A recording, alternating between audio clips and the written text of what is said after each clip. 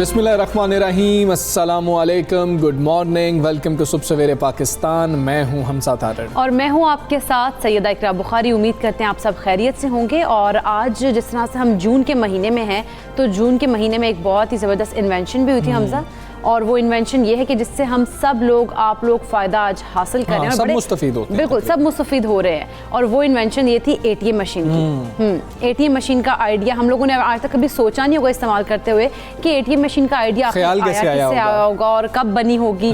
बिल्कुल भी हम लोगों में से किसी ने सोचा होगा। लेकिन आज जब मैं ये तुमसे डिस्कस भी कर रही थी कि हमजा, मुझे खुद बड़ी हैरत हुई कि हम लोग वाकई में नहीं सोचते इस बारे में, पर ATM मशीन जो है वो जून के ही महीने में 1967 में, आज से 54 साल पहले, बिल्कुल लंदन में एनफील्ड का इलाका है, वहाँ पर बार्कलेज बैंक की एक ब्रांच है, उन्होंने उसमें पहली बार ATM जो है वो वहाँ पर लगाई गई थी। और ये जो आइडिया है वो जॉन शेफर्ड नामी एक शख्स हैं, उनको आया था।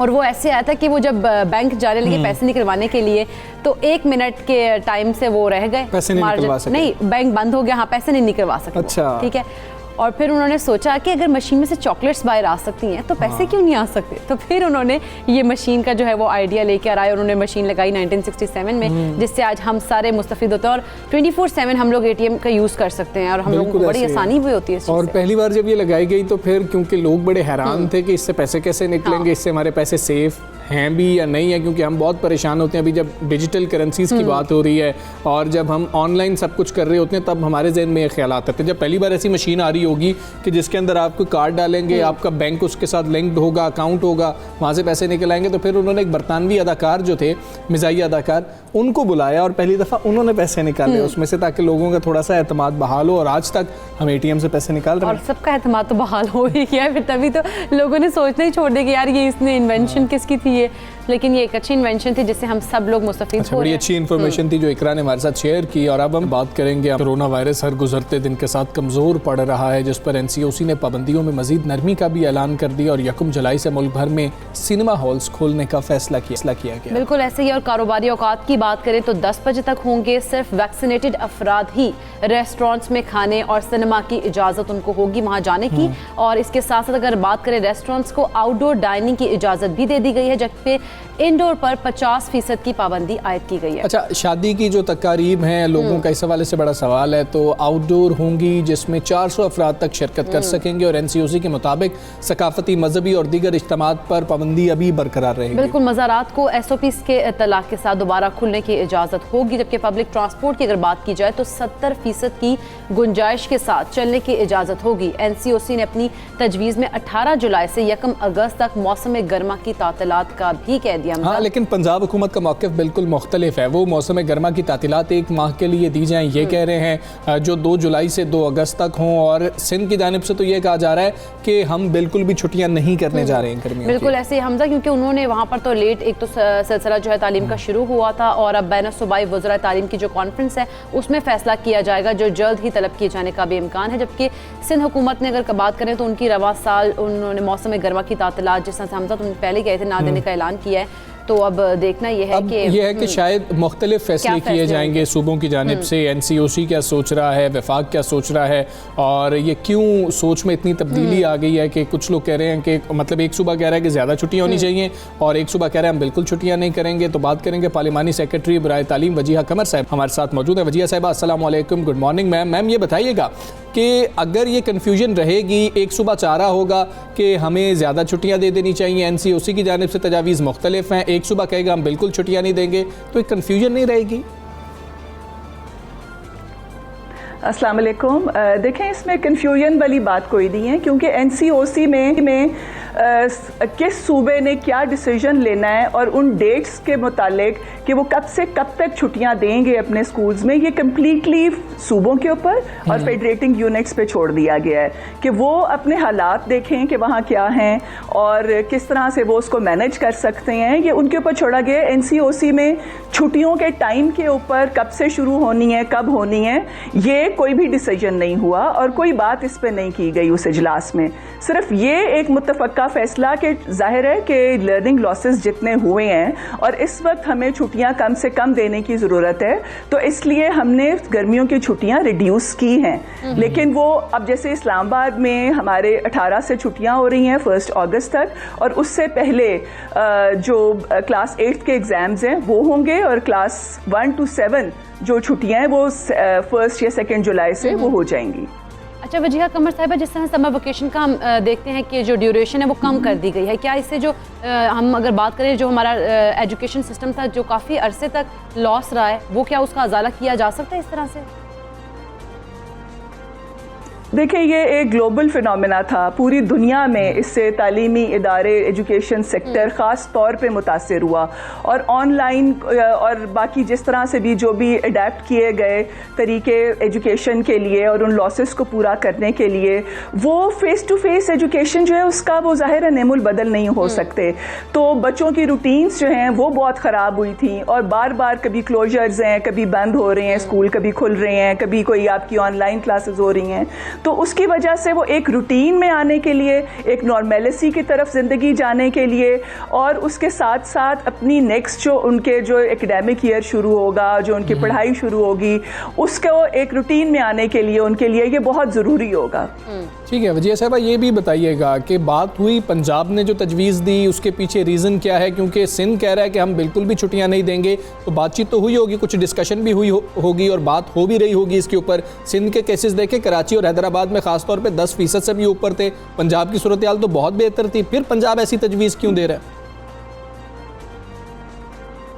क्योंकि ये सूबों की डिस्क्रिशन पे छोड़ा गया था कि आपको जैसे भी जो भी सूट करता है और आप जो मैनेज कर सकते हैं। के पीछे मैम को लॉजिक भी तो ये मैनेज कर सकता है, लॉजिक भी देखा जाता होगा कि लॉजिक के आपके केसेस तो सबसे कम है। लॉजिक ये भी हो सकती है ना, लॉजिक ये भी हो सकती है ना कि वो उसको मैनेज कर सकते हैं अपनी डिस्ट्रिक्ट एडमिनिस्ट्रेशन को और जो अपना पूरा एक उनकी एडमिनिस्ट्रेशन और जितने भी वहाँ पे इन्वॉल्व हैं जो इसके अंदर लोग, उनको मिला के वो इसको मैनेज कर सकते हैं।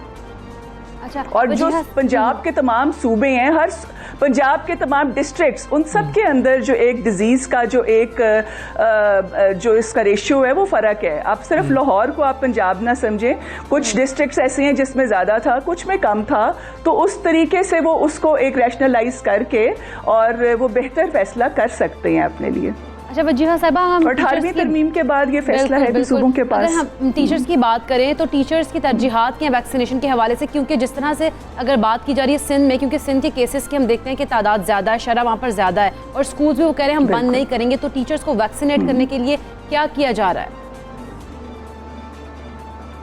टीचर्स को वैक्सीनेट करने के लिए तरजीही बुनियादों पर तमाम वैक्सीनेशन सेंटर्स के अंदर काउंटर्स कायम किए गए हैं और उसके अलावा मैंडेटरी है कि जो एग्ज़ाम्स के लिए जो स्टाफ है और साथ टीचर्स हैं वो जब तक वैक्सीनेटेड नहीं होंगे, वो सर्टिफिकेट नहीं देंगे, तब तक वो स्कूल्स में दाखिल नहीं। और ये तो बाकी सारे जो हमारे सेक्टर्स हैं उसमें भी ये मैंडेटरी किया जा रहा है। और ICT में मैं आपको बताऊं कि ऑलमोस्ट 100% पब्लिक सेक्टर में तो वैक्सीनेशन मुकम्मल हो चुकी है और बाकी भी इनकरेज किया जा रहा है और वो बहुत हमें वहाँ से हौसला अफजा जवाब आ रहा है। सिर्फ जिनके कोई मेडिकल कंडीशंस ऐसी हैं कि वो उसमें वैक्सीनेशन का कोई इशू है, वो भी बहुत एक मामूली परसेंटेज है। उसके अलावा बाकी वैक्सीनेशन का बहुत ही एक पॉजिटिव रिस्पांस आ रहा है और इसकी वजह से सिर्फ वैक्सीनेशन एक ऐसा हमारे पास एक टूल है जिसकी वजह से हम अपनी ज़िंदगी को नॉर्मेलिटी की तरफ लेकर जा सकेंगे और यही इस वक्त ज़रूरी है। लेकिन इसके साथ साथ मैं ये भी कहूँगी कि हमें अभी भी मोहतात रहने की ज़रूरत है, क्योंकि एक ये अगर इसकी डिज़ीज़ की एक ये नीचे आ रही है, इन्फेक्टिविटी रेट नीचे आ रहा है, तो इससे हमें ये नहीं करना चाहिए कि हम लापरवाह हो जाएं। हमें अभी भी मोहतात रहना है ताकि हम इसी को इसी तरह से कंट्रोल कर सकें। ठीक है, तालीमी साल की बात कर लेते हैं वजीहा साहिबा। तालीमी साल बहुत बुरी तरह डिस्टर्ब हुआ और अभी भी बहुत कोशिश की जा रही है गवर्नमेंट की जानिब से देखा जाए, या फिर अब पेरेंट्स भी बहुत कंसर्न हैं कि बच्चे कम से कम स्कूल जा रहे हों, कुछ पढ़ रहे हों। तब्दील हो जाएगा। हम देखते थे कि मार्च में क्लासेस ख़त्म हो जाती थी, अप्रैल में नया सेशन आ जाता था, कुछ तालीमी साल भी तब्दील हो जाएगा, आगे पीछे होंगे 2-3 महीने। हाँ बिल्कुल, देखें पहले जैसे मार्च में, तो अब हम उसको अगस्त तक लेके गए हैं। और साथ साथ ये है कि जो ख़ास तौर पे वो बच्चे कि जिनके आगे प्रोफेशनल लाइफ शुरू होनी है, अपने उन्होंने प्रोफेशनल कॉलेजेस में जाना है, उनके लिए PMC जो पाकिस्तान मेडिकल काउंसिल और साथ इंजीनियरिंग काउंसिल और HEC, इनसे भी बात करके इनके भी जो एग्ज़ाम्स जो इन्होंने लेने होते हैं ECAT और MD CAT, उनको भी आगे किया गया है। तो वो जाहिर है एक ये फ़र्क तो पड़ा है। और उसके साथ साथ एक रिड्यूस सिलेबस वो भी लेकर आए हैं, ताकि ये कि वो बच्चे कि जो स्टूडेंट लर्निंग ऑब्जेक्टिव्स जो कि बहुत ज़रूरी थे और उसके बगैर आगे की क्लास में बच्चा नहीं प्रमोट हो सकता और वो नहीं उन कॉन्सेप्ट को समझ सकता जो कि नेक्स्ट ईयर में आने हैं, तो उनको लाजमी करार देकर उनके ऊपर एम्फेसिस देके और उसको ज़्यादा तवज्जो से पढ़ाया गया है बच्चों को। बिल्कुल ठीक है। वजिया साहब, बहुत शुक्रिया आपका। सुबह सवेरे पाकिस्तान से आप बात कर रही हैं, और तालीम एक ऐसा शोबा है जो बुरी तरह से मुतासिर हुआ, और अब कोशिश यही की जा रही है कि कम से कम जो है मज़ीद नुकसान हो सके। गर्मी बहुत ज़्यादा पड़ रही होती है इस महीने के अंदर, इसलिए बच्चों की सेहत को भी मलहूज़ खातिर रखा जा रहा है और फैसले किए जा रहे हैं कि छुट्टियाँ दे दी जाएं बच्चों को, कुछ कम कर दी जाए उसकी ड्यूरेशन, लेकिन यह है कि बच्चों का हर्ज ना हो, पढ़ाई का सिलसिला जो कंटिन्यूटी चल रही है उसको बरकरार रखा जाए। अच्छा, वो जो तजावीज़ ऐसी थी कि आप सुबह जल्दी बच्चों को बुला लें और जल्दी छुट्टी दे दें, ये भी अच्छी तजावीज़ थी, क्योंकि हमारा मकसद अगर गर्मी से बचाना है तो वो बहुत ज़्यादा, आप टेम्परेचर देख सकते हैं कि 34-35 के करीब होता है। अब 10 बजे 10:30 बजे अगर बच्चे घर आ जाएं, तो जैसा हम पहले देखते थे कि समर वेकेशंस में जो है समर कैंप्स लगा दिए जाते थे, तो उसमें भी टाइमिंग इसी तरह की होती थी। तो मेरा ख्याल है कि अगर समर कैंप्स का सिलसिला शुरू कर दिया जाए तो वो भी बेहतरीन होगा, क्योंकि बच्चों का जो पढ़ाई का हर्ज जो है वो उससे काफ़ी ज़्यादा इस चीज़ से लेकिन अब ज़रा अच्छी खबरें यही आ रही हैं कि केसेस कम हो रहे हैं। लेकिन अब ये जब तमाम फैसले किए गए हैं, नरमियाँ की गई हैं, उससे हम देखें 3-4 रोज़ पहले असद उमर साहब ने यह भी कहा था कि चौथी लहर का जो खदशा है वो भी बरकरार है। अब सवाल ये उठता है कि आखिर कब तक हमारी जान छूट जाएगी इस कोरोना वायरस से। तो इसमें मुख्तलिफ थेरीज़ हैं, मुख्तलिफ बातें सामने आ रही हैं। हमारी जंग तो इसके ख़िलाफ़ जारी है। तरक्की याफ्ता ममालिक इंसानी ज़िंदगियों को महफूज बनाने के लिए दिन रात कोशिशें तो कर रहे हैं। एक ऐसे वक्त में जब बहुत से इंसान कोरोना की तब्दील शुदा शक्ल और इस वबा की तीसरी लहर से खाइफ थे, ये सवाल उभर रहा है कि क्या कोरोना वायरस कमज़ोर पड़ रहा है, तो क्या हम इसके ख़िलाफ़ जंग जीतने वाले हैं? लेकिन माहिरीन सेहत इस बारे में मुतज़ाद आराबी रखते हैं, और vice chancellor university of health sciences Lahore doctor Javed Akram कहते हैं कि कोरोना की सूरत हाल पर मुकम्मल काबू पाने में 3 से 4 साल लगेंगे। एक लंबा अरसा बताया गया डॉक्टर जावेद अकरम की जानिब से। उन्होंने ये भी कहा कि कोरोना वायरस में 1 दर्जन से ज़ायद अशकाल सामने आई हैं, जबकि डेल्टा वेरिएंट की अगर बात की जाए तो सदेबाप के लिए वैक्सीन मौजूद है। अच्छा, उन्होंने कहा कि कोरोना की सूरत हाल पर मुकम्मल काबू पाने में हमें 3 से 4 साल लगेंगे। मतलब अब ये मुकम्मल काबू पाना वो किसको कह रहे हैं? हम तो हर्ड इम्यूनिटी अगले साल देखना चाह रहे हैं कि हमारा हो जाए 7 करोड़ का, हमारा इस साल के आखिर तक का टारगेट है, तो फिर हमें आखिर इतना वक्त क्यों लग जाएगा? ये सवालात जन्म ले रहे हैं। वैसे देखा जाए तो एक बात तय है कि जब तक आलमी सतह पर कोरोना का जोर टूटने का मुस्बत ट्रेंड सामने नहीं आता, तब तक लॉकडाउन और ज़रूरी एहतियाती तदाबीर और पाबंदियाँ तो जारी रहेंगी। अब डेल्टा वेरिएंट की जिसकी हम बात कर रहे हैं, भारतीय वेरिएंट, उसकी वजह से मज़ीद सख्तियाँ की जा रही हैं। ऑस्ट्रेलिया के अंदर जैसे आज हम देख रहे हैं कि मज़ीद सख्तियाँ की गई हैं और लॉकडाउन की जानिब वो जा रहे हैं, तो डेल्टा वेरिएंट की वजह से बहुत ज़्यादा नुकसान हो रहा है। बिल्कुल नुकसान तो है हमजा। हम सारी इस सूरत हाल पर बात कर लेते हैं। Vice chancellor university health sciences Lahore doctor Javed Akram हमारे साथ मौजूद हैं। अस्सलाम वालेकुम, गुड मॉर्निंग डॉक्टर साहब। पाकिस्तानी हुकाम का तो कहना है कि पाकिस्तान इस साल के आखिर तक हर्ड इम्यूनिटी हासिल करेगा, फिर कोरोना पर काबू पाने में 3 से 4 साल क्यों लगेंगे? देखें, कोरोना ऐसी वबा है कि जब तक आप इस पे कम से कम किसी भी आबादी में, किसी भी मुल्क में, किसी भी खित्ते में 80% लोगों को वैक्सीनेशन नहीं कर लेते, तो हर्ड इम्यूनिटी का क्रिएट होना नामुमकिनात में से है। तो जाहिर है अभी हम बहुत बड़ा मुल्क हैं, तो हमारी 80% आबादी तकरीबन 16 करोड़ लोग बनेंगे, 16.5 करोड़। तो अभी तो हम बहुत कम है, 5% पे मेरा ख्याल नहीं पहुँचे। तो अगर जिस स्पीड पे हम कर रहे हैं इसको एस्केलेट भी कर लें तो फिर भी हमें हर्ड इम्यूनिटी करते हुए तो 3 से 4 साल फिज़िकली और मेंटली तैयार रहना चाहिए कि इतना टाइम लगेगा कि इस बीमारी से निजात हासिल करने में। और अगर दुनिया का सोचा जाए तो शायद इससे भी ज़्यादा 5 साल के करीब हमें ज़हनी तौर पे तैयार रहना चाहिए, क्योंकि किसी वक्त भी आउटब्रेक कहीं भी, वैक्सीन में हम कहते हैं कि nobody is safe unless everybody safe, तो इसलिए कहीं से भी ये कभी भी आउटब्रेक दोबारा आ सकती है।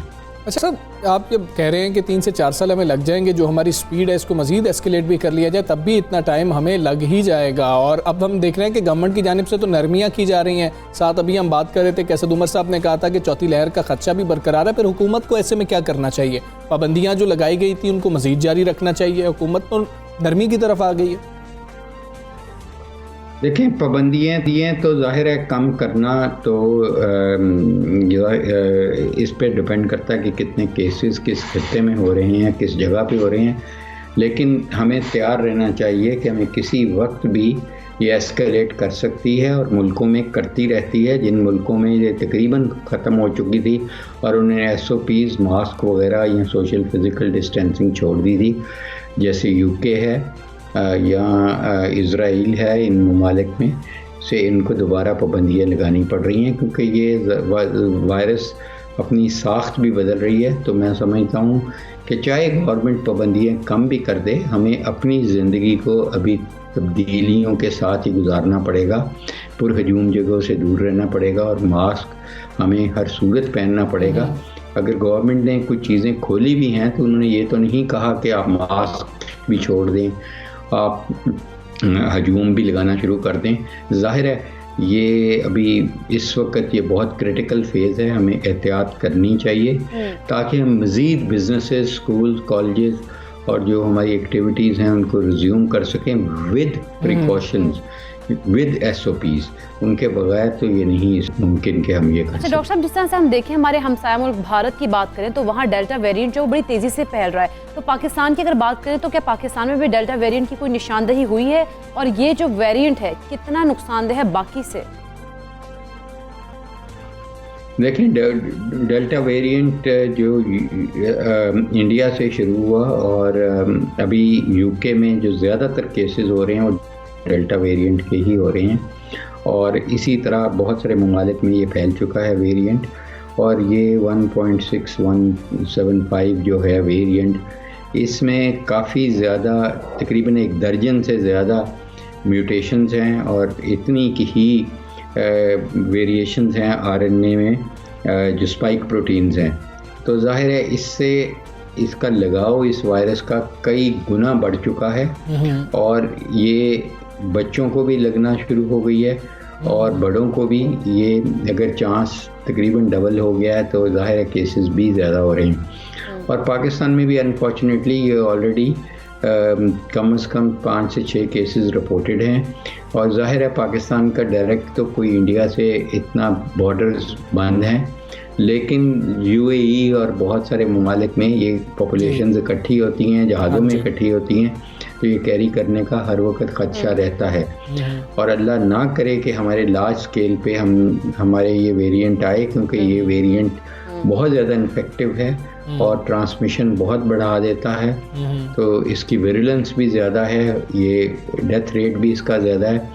तो अल्लाह करे अभी तक तो हम काफ़ी हद तक इससे महफूज हैं जी। लेकिन पोटेंशियल बिल्कुल है और हमें एहतियात बहुत ज़्यादा करनी है और हमें स्क्रीनिंग इसकी करनी चाहिए एंट्री पॉइंट से, ताकि हमारे मुल्क ये बचा रहे और हमें इसके लिए कोई हैवी प्राइस ना पे करनी पड़े। ठीक है डॉक्टर अकरम साहब, जब डेल्टा वेरिएंट की हम बात कर रहे हैं तो साथ वैक्सीन की भी बात हो रही होती है कि वैक्सीन इस पे क्या असरअंदाज नहीं है। पाकिस्तान में जो वैक्सीन खासतौर पे चाइनीज़ वैक्सीन लग रही हैं, क्या वो डेल्टा वेरिएंट के ख़िलाफ़ मौसर हैं?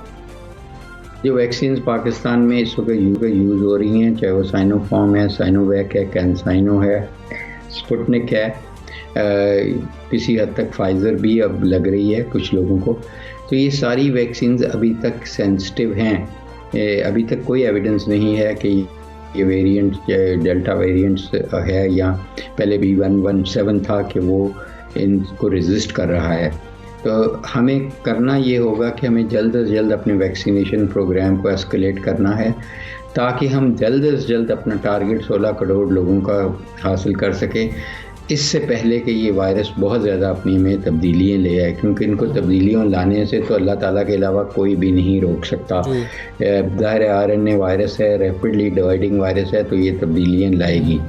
इसलिए हमें भी इसको ख़त्म करने के लिए उतनी ही जल्दी अपने आप को वैक्सीनेशन कराना होगा और हर्ड इम्यूनिटी क्रिएट करनी होगी। बिल्कुल ठीक है जावेद अकरम साहब, बहुत शुक्रिया आपका। सुबह सवेरे पाकिस्तान से आप बात कर रहे थे और उनका ख़दशा इसलिए है कि अभी कि हम शायद हर्ड इम्यूनिटी इतनी जल्दी हासिल नहीं कर पाएंगे, तो जब तक हर्ड इम्यूनिटी हासिल नहीं करेंगे तब तक शायद कोरोना वबा से हमारी जान नहीं छूटेगी, छूट सकती हमजा। और दूसरा ये कि उन्होंने ये भी कहा है कि अपने आप को जितनी जल्दी हम कोशिश करें वैक्सीनेट करवाने की, तभी हम इसके ऊपर काबू पा सकते हैं, वरना तो इसके अलावा इससे बचने का कोई और तरीका नहीं है। बिल्कुल ऐसे ही आप खुद को वैक्सीनेट करवाएं। अच्छा जी, आगे बढ़ेंगे। और टिकटॉक पर पहले भी पाबंदी लगती रही, एक दफ़ा फिर से जो है टिकटॉक ऐप पर पाबंदी लगा दी गई है। और ये इकदाम जो है सिंध हाई कोर्ट की जानिब से किया गया। उन्होंने मुल्क भर में टिकटॉक पर पाबंदी आयद करते हुए एप्लीकेशन को फौरी तौर पर मुअत्तल करने का हुक्म दिया है, जबकि बैरिस्टर असद इशफाक की जानिब से दायर की गई दरख्वास्त में मौक़िफ़ अपनाया गया था कि टिकटॉक पर गैर अखलाकी गैर इस्लामी मवाद रखा गया और PTA को शिकायत भी दी है।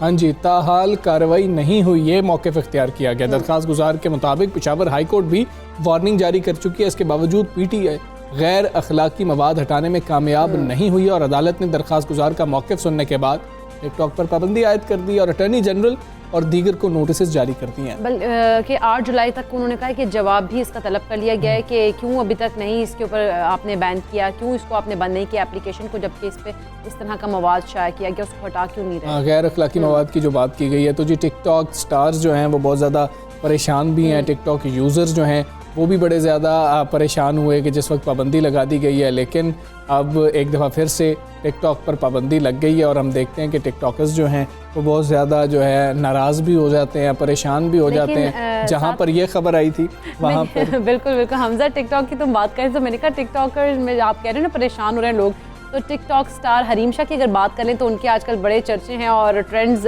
फेसबुक पे आप कह लें कि सोशल मीडिया जो ऐप्स उधर उनके चर्चे हो रहे हैं कि उन्होंने शादी की कर लिया और इसकी तस्दीक भी उन्होंने कर दिया, मगर उन्होंने अपने शौहर से मुताल्लिक कुछ नहीं बताया। लेकिन उनके फैंस इसीलिए काफ़ी क्यूरियस है कि उनका आखिर शौहर कौन होगा, लेकिन उन्होंने ये कहा है कि जो शौहर है ना उनकी क्योंकि पहले भी शादी हो चुकी है, तो पहली बीवी से जब तक रजामंदी नहीं मिलती। अच्छा, अब वो जो तस्वीर सामने आई थी, वो तस्वीर सामने आई, उसके अंदर वो देखा जा सकता है, सिर्फ हाथ देखा जा सकता है। उन्होंने कहा जी कि ये सूबाई वजीर हैं कोई सिंध के अंदर और सिंध असम्बली में होते हैं ये, और वो घड़ी थी। अब मुझे लगता है कि सब ने घड़ियां जो हैं वो तब्दील कर ली होंगी कि इससे मिलती जुलती घड़ी ना हो, और ये काफ़ी कॉमन है इस तरह की घड़ी। मर्द अक्सर जो आप देखें तो वो पहनते हैं, तो वो अब बड़ी जो है ना एक परेशानी सी थी। और कल जब ऐसा मामला हुआ कि सवाल किया गया सईद गनी साहब से, उन्होंने दोनों हाथ उठा दिए, उन्होंने अपनी घड़ी भी दिखाई, उन्होंने कहा मेरी घड़ी भी देख लो, मैं नहीं हूँ। बिल्कुल ऐसे ही हमजा, जिस तरह से हरीम शाह ने कहा ना कि मैं तब तक उनको नहीं उनका नाम लेके आ सकती क्योंकि तब तक उनकी पहली बीवी से वो रजामंदी नहीं होगी, तो उनकी पहली बीवी ने ज़रूर इस पिक्चर के बाद देखा होगा अपने हस्बैंड की घड़ी को भी कि कहीं वो तो नहीं है। लेकिन कल को ये भी तो देखना होगा ना कि ये जो दावा किया जा रहा है ये भी दुरुस्त है या नहीं है। खैर, हरीम शाह ने तस्दीक की है, फ्यूचर में देखेंगे ये बात क्या बनती है और ऊँट किस करवट बैठता है। अभी हम एक ब्रेक लेंगे, ब्रेक वापस आएंगे।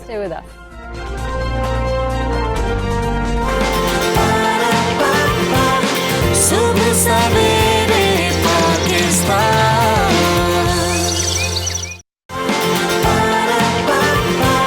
सुबह सवेरे पाकिस्तान।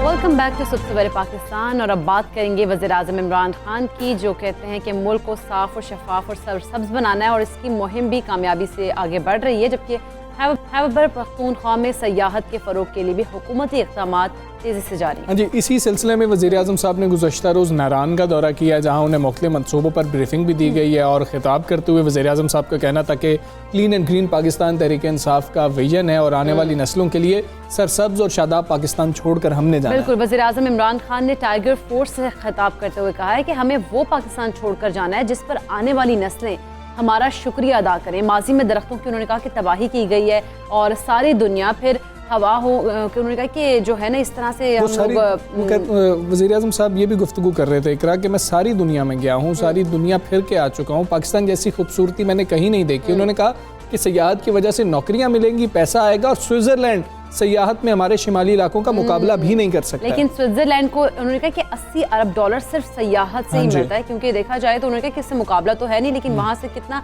उनका रेवेन्यू जो है वो जनरेट हो रहा है।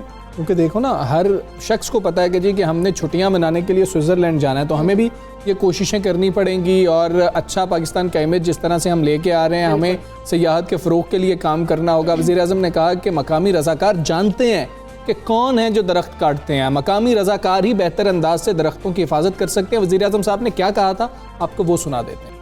पाकिस्तान में टूरिज्म हर साल तेजी से बढ़ रही है, तो इसलिए आपका बहुत बड़ा चैलेंज ये है कि जो आप कानून बनाते हैं उनको इम्प्लीमेंट किया जाए, आप सख्ती से इम्प्लीमेंट करें। हमने भी अपने ये सारे टूरिज्म के स्पॉट्स हैं, इनकी हमने उसी तरह ध्यान रखना है। टूरिज्म से अब इतना इलाकों को पैसा आएगा, टूरिज्म की वजह से नौकरियां मिलेंगी, हम अब इतनी डेवलपमेंट कर सकेंगे, यहाँ इसका ऐसा ध्यान रख सकेंगे। स्विट्जरलैंड जो हमारे नॉर्दर्न एरियाज का आधा है, तो सिर्फ टूरिज्म से वो 80 अरब डॉलर कमाते हैं, और वो इस इलाके का मुकाबला नहीं कर सकता खूबसूरती में। तो वज़ीर आज़म खिताब कहे थे, आपने मुलाहजा किया, इसी पर बात करेंगे। वज़ीर मेहनत और सकाफत खैबर पख्तूनख्वा शौकत यूसुफजई साहब हमारे साथ मौजूद है। अस्सलाम वालेकुम, गुड मॉर्निंग शौकत यूसुफजई साहब। नारान और नवाही इलाकों की अगर बात की जाए तो सयाहत के लिए हुकूमत इस वक्त कौन कौन से प्लान्स वहाँ पर ला रही है?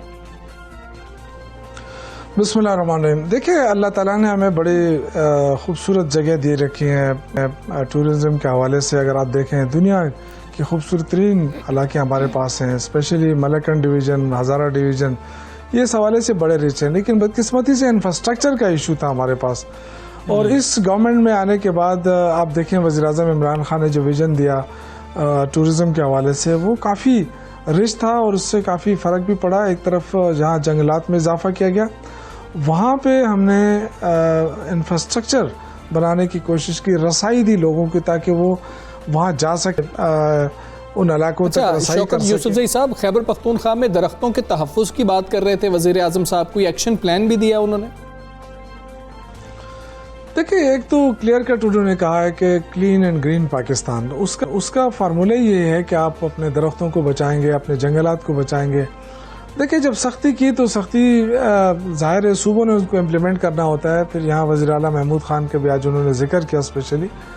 देखिए, टूरिज़म जो डिपार्टमेंट है वो वज़ीर आला ने अपने पास रखा हुआ है।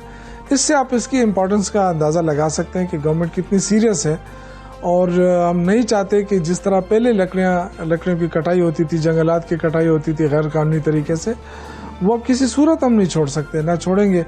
उसकी वजह से क्या हुआ कि जंगलात में इजाफा हो रहा है, ग्रीनरी बढ़ती जा रही है, और उसी से जो टूरिज़म है वो उभर रही है। तो मेरे ख्याल से लोग ज़्यादा पसंद करते हैं कि इलाका खूबसूरत भी है, मौसम भी अच्छा हो, लेकिन साथ ग्रीनरी भी हो, नीट एंड क्लीन हो।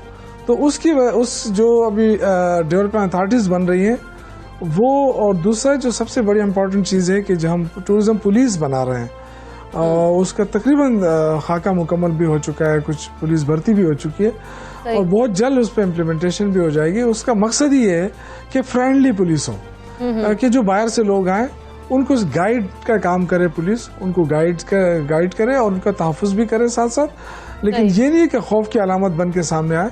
तो इसीलिए जो टूरिज़म नाम है टूरिज़म पुलिस का दिया, उनकी वर्दी भी आम पुलिस से मुख्तलिफ, तो ये एक अच्छी शुरुआत है इंशाअल्लाह ताला। सही।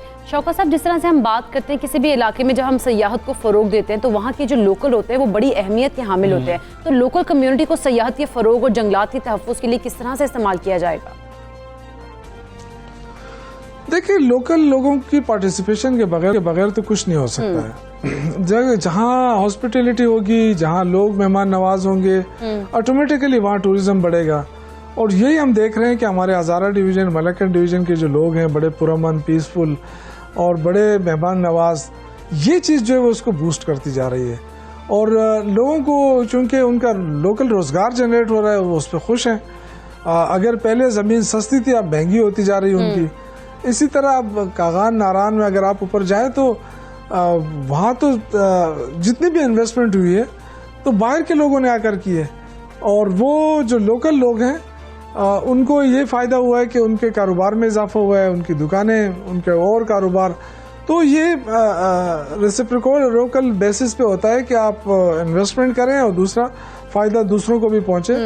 तो मेरे ख्याल से इससे काफ़ी फ़ायदा हो रहा है लोकल लोगों को, बड़े खुश हैं इस पे, और इसलिए वो उनको भी एहसास हो रहा है पहली दफ़ा कि जी अगर हम टूरिज़्म को प्रमोट करते हैं तो अब हमारे मसाइल भी हल हो सकते हैं और मुल्क की मईशत को भी। ठीक है शौकत यूसुफजई साहब, ये भी बताइएगा, अब हम देख रहे हैं कि कोरोना केसेस कम हो रहे हैं और सियाहती मकामात को खोला भी जा रहा है, जब कोरोना वबा से हम छुटकारा हासिल कर लेंगे तो आप क्या फ्यूचर देख रहे हैं सयाहत का? देखिए, कोरोना से तो पूरी दुनिया की सयाहत भी मुतासर हुई, मईशत भी मुतासर हुई, जो रिसेशन आया ग्लोबल, वो तो एक अलग इशू है, लेकिन मैं समझता हूँ कि हमने उससे भरपूर फ़ायदा उठाया है। जो कोरोना का सीज़न चला, यहाँ लोगों को पाबंद किया गया कि जी वो टूरिज़म स्पॉट्स पे ना जाएं, तो उस दौरान काफ़ी काम भी हुआ। ठीक है, जो अथॉरिटीज़ बनाई गई उनके लिए काम किया गया कि जी अगर हम खोलेंगे तो उस पर क्या SOPs होंगी और किस तरह हम टूरिज्म को बूस्ट दे सकते हैं। तो ये हमारे पास बड़ी अच्छी अपॉर्चुनिटी थी, हमने उसको अपॉर्चुनिटी में बदला है। गो की मुश्किलात थी और काफ़ी टूरिस्ट मायूस हुए थे उस वक्त कि जी हमें क्यों नहीं छोड़ा जा रहा, लेकिन जाहिर है हमें उनकी जान भी अजीज़ थी, तो उससे हमने फ़ायदा उठाया। जो मुश्किलात थी, कमियाँ थी, उसको हमने उस दौरान पूरा करने की कोशिश की। और जैसे ही कोरोना का रेशो कम हुआ, टूरिज़म जो स्पॉट्स थे वो खोले गए, लोगों का जाना शुरू हुआ वहाँ। और ये अच्छी बात है कि हम पहले एक चंद स्पॉट्स होते थे, चंद इलाके होते थे, मलम जबा होता था, फिर कालाम, मदियन, बारन, इसके अलावा फिर गलियात होते थे। अब तो बहुत ज़्यादा वसी हो रहा है, कोहिस्तान में भी खुल रहे हैं, स्वात के अंदर मजीद खुल रहे हैं, शांगला है, बुनेर है, दीर है, तो वो इलाके, इस तरह चतराल है, इनमें नए नए स्पॉट्स खुल रहे हैं। और जिन लोगों ने उनका विजिट नहीं किया, वो उन ख्वाहिश है कि वो आए। तो हमारे तो नेशनल लेवल पे काफ़ी टूरिज़्म प्रमोट हो चुकी है। हम एक्सपेक्ट करते हैं कि इससे इंटरनेशनल टूरिस्ट भी आए पाकिस्तान और ज़रूर इन इलाकों को देखें। बिल्कुल ठीक है शौकत यूसुफजई साहब, बहुत शुक्रिया आपका। सुबह सवेरे पाकिस्तान से आप बात कर रहे थे और सियाहत के फ़रोग के लिए जिस तरह हुकूमत कोशिशें कर रही है, हम उम्मीद करते हैं कि उसी तरह से लोग पाकिस्तान आ रहे होंगे। अभी तो कोरोना की वजह से जो है बहुत ज़्यादा नुकसान हुआ है और तमाम ममालिक को हुआ है, लेकिन पाकिस्तान चूँकि इस फेज़ में था कि हम अभी जो है नए स्पॉट्स लोगों को दिखा रहे थे, बता रहे थे कि पाकिस्तान कितना खूबसूरत है। खैर, फ्यूचर बेहतर ही होगा, मुस्तकबिल बेहतर ही होगा इंशाअल्लाह। और अब हम बात करने जा रहे हैं one of my favourite fruits, लीची की। अच्छा जी, गर्मियों की तो है ख़ास सौगात ही होती है, क्योंकि ये कुछ कम अरसे के लिए आती है, लेकिन जिन लोगों की फेवरेट है, जैसे कि हमजा ने कहा है, तो लीची जो है उसके फायदे बहुत ज़्यादा है। जिस तरह जिस कुछ लोगों की होती है कि इकरा को कोई खास पसंद नहीं है, कोई खास वजह, कोई खास लड़ाई लीची के साथ नहीं, लीची से खास लड़ाई नहीं है, लेकिन पता नहीं मुझे पसंद ही नहीं है शुरू से। अच्छा, लेकिन कहा जाता है कि जो लीची है वो दिल और दिमाग को ताजगी बख्शने के अलावा खाने में भी लजीज होती है। अच्छा हमजा, खाने में तो बहुत लजीज होती है, दिलो दिमाग वाली बात मुझे नहीं पता। इस हवाले से हमने शरकपुर शरीफ में मौजूद है हमारे कुर्बान अली शरकपुरी, उन्हीं से जान लेते हैं कि दिलो दिमाग वाली क्या बात है। जी कुर्बान, बताइए। जी बिल्कुल, पंजाब का शहर शरकपुर शरीफ लीची की पैदावार में ख़ास मुकाम रखता है। गर्मी के मौसम का फल लीची शरकपुर शरीफ में तकरीबन 10,000 एकड़ पर मुहित है। 8 साल में इसका दरख्त तैयार होकर फल देना शुरू करता है। लीची की 2 अक़साम, गोला और सहराई, मशहूर हैं। काश्तकारों का कहना है कि लीची की पैदावार के लिहाज से शरकपुर शरीफ का इलाका ख़ास मुकाम रखता है। यहाँ पर पाए जाने वाली लीची मुल्क भर की फ्रूट मंडियों में ले जाकर फरोख्त कर दी जाती है। तिब्बी माहिरीन के मुताबिक लीची तमाम उम्र के अफराद के लिए फ़ायदेमंद फल है। लीची जिस्म को ताजगी और ताकत मुहैया करती है। ज़रूरत इस अमर की है कि लीची की बरामदात को बेहतर बनाया जाए, जिससे न सिर्फ मुल्की माशत पर मुस्बत असरात मरतब होंगे, बल्कि मुकामी अफराद को भी रोज़गार मुयसर होगा। जी ठीक है कुर्बान अली, बहुत शुक्रिया आपका। पीछे से आपने हमें बाग दिखा दिया और बस लीची तो बहुत ही मज़े की थी हमजा पे। बहुत मज़े की, मैं मतलब कि क्या मैं सिर्फ देख के कह सकता हूँ, बहुत मज़े की थी, बहुत ही खूबसूरत थी। चलें हम ये कह लेते हैं, लेकिन इकरा खाया करो, बहुत अच्छी होती है, दिलो दिमाग ताज़ा रखती है, ताज़ा करती है। खैर हमजा, आगे बढ़ते हैं, हम कुछ बात कर लेते हैं, क्योंकि मुल्क भर में पेट्रोल की अगर बात की जाए तो आसमान को छूती कीमतों से हर कोई परेशान है। और उधर ट्रांसपोर्ट माफिया की बात करें तो वो मनमाने जो है किराए लगाते हैं और अपनी मर्जी की किराए वसूल करते हैं लोगों से, जिसके बायस मुतवस्सित तबका जो है वो बहुत ज़्यादा मुश्किलात का शिकार है। लेकिन हर मुश्किल का कोई ना कोई हल तो होता ही है, कोई ना कोई सोल्यूशन ज़रूर होता है। और इस मसले का हल ये है कि बिजली से चलने वाली मोटरसाइकिलें ज़्यादा से ज़्यादा मार्केट में लाई जाएं, जो ना सिर्फ माहौल दोस्त हैं बल्कि उनका माहाना खर्च भी ना होने के बराबर है। और खुशाइन बात यह है कि पाकिस्तान में अब इलेक्ट्रिक मोटरसाइकिलें तैयार की जा रही हैं। और ख़ास बात ये भी है कि इन मोटरसाइकिल्स में कोई इंजन ही नहीं है, ना फिर इसमें पेट्रोल है, ना कोई ऑयल का खर्चा होता है, तो इससे काफ़ी ज़्यादा आसानियाँ पैदा होंगी। और इलेक्ट्रिक मोटरसाइकिल से हर माह पेट्रोल पर उठने वाले औसतन 4000 का खर्च भी आप बचा सकते हैं। अच्छा, अब ये भी देखना होगा ना कि कितने किलोमीटर एक दफ़ा बैटरी चार्ज हो रही होगी, मुख्तलिफ बैटरीज होंगी। जैसे अभी कहा जा रहा है कि एक बार चार्ज करके आप 80 किलोमीटर का तकरीबन सफ़र तय कर सकते हैं। इलेक्ट्रिक व्हीकल पॉलिसी की मंजूरी के बाद उम्मीद हो चली है कि ये जो ऑटो माफिया की इजारादारी है ये ख़त्म होगी और इलेक्ट्रिक मोटरसाइकिलें सड़कों पर हम जो है ना देख रहे होंगे वो फराटे भर रही होंगी। अभी कुछ हम देखते हैं, लेकिन अभी मैंने कुछ ऐसी देखी है कि जो लोग कुछ चाइना से मंगवा रहे हैं उनके शायद नंबर नहीं लग रहे होते, कुछ रजिस्ट्रेशन के भी मसाइल शायद आ रहे हैं। मैंने कुछ लोगों से पूछा था जिनको मैंने देखा, वो कहते हैं ये रजिस्टर होती नहीं है, इसका नंबर नहीं लगता है। तो ये भी हम जानेंगे। हमारे साथ एंटरप्रेन्योर मौजूद है राहिल इकबाल। इकबाल साहब अस्सलाम वालेकुम, good morning ji. Thank you ji. पहले तो मैं ये बताएं, मैं ये इकरा जब बता रही थी कि इंजन नहीं होता, वाकई इंजन नहीं होता क्या? जी एग्जैक्टली जी, ये एक इलेक्ट्रिक बाइक है। सो इलेक्ट्रिक बाइक में इसमें कोई इंजन नहीं है, इसमें कोई चेन नहीं है, इसमें कोई प्लग नहीं है, इसमें कोई किक स्टार्ट नहीं है, इसमें कोई इस तरह की हैसल मैकेनिकल चीज़ नहीं है। It's totally electric.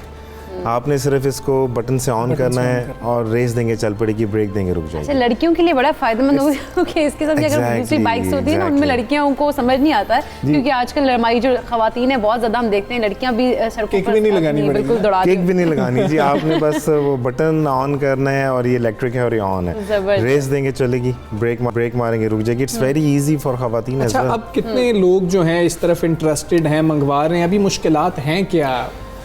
देखिए, पहले तो यह है कि इलेक्ट्रिक व्हीकल की पॉलिसी एक बड़ी खुशाइन चीज़ है हमारे मुल्क में। और उसके बाद से सबसे पहले तो यह है कि जो इसके पार्ट्स की जो ड्यूटी है उस पर 1% अब गवर्नमेंट ने कर दिया है after the EV policy approval. तो मेन इसमें जो चैलेंज था वो ये था कि टेक्नोलॉजी डेवलप करनी थी। तो हमने इस पर काफ़ी R&D काफ़ी टाइम इस पे स्पेंड किया। बीइंग एन एंटरप्रेन्योर चैलेंजेस को ही अबूर करना होता है।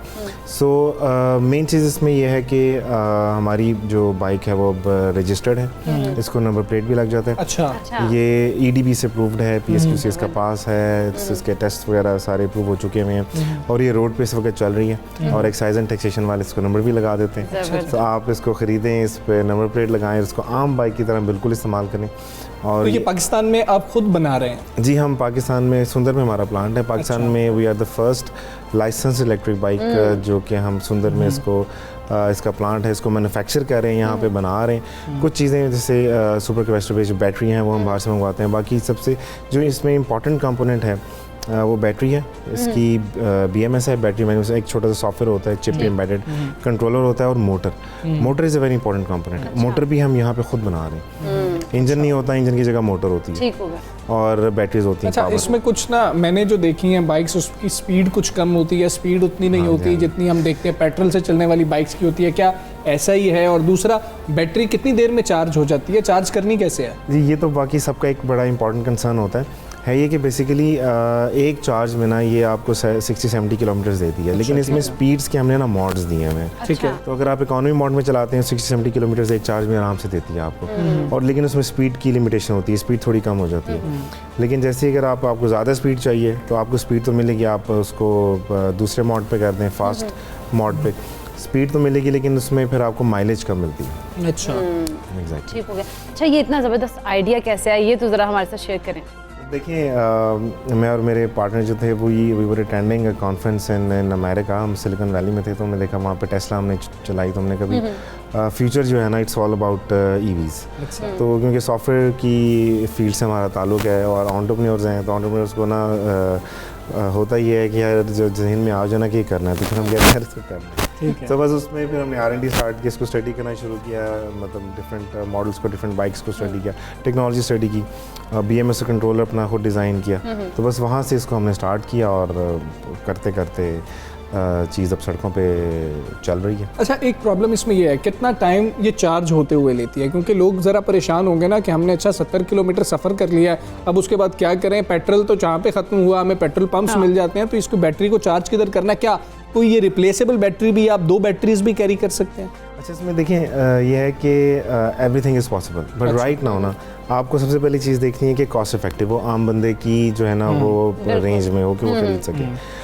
तो अब उसमें ये होता है कि अभी करंटली जो मॉडल है हमारा, उसमें ये 4 से 6 घंटे में फुली चार्ज हो जाती है बाइक। ठीक है। और आम किसी भी आप जैसे मोबाइल चार्ज करते हैं, चार्जेस के साथ ही आता है, आप किसी भी सॉकेट में लगाएं, इसको लगा दें, 4 से 6 घंटे में फुली चार्ज हो जाएगी। और फुली चार्ज में आपको 60-70 किलोमीटर आराम से देती है।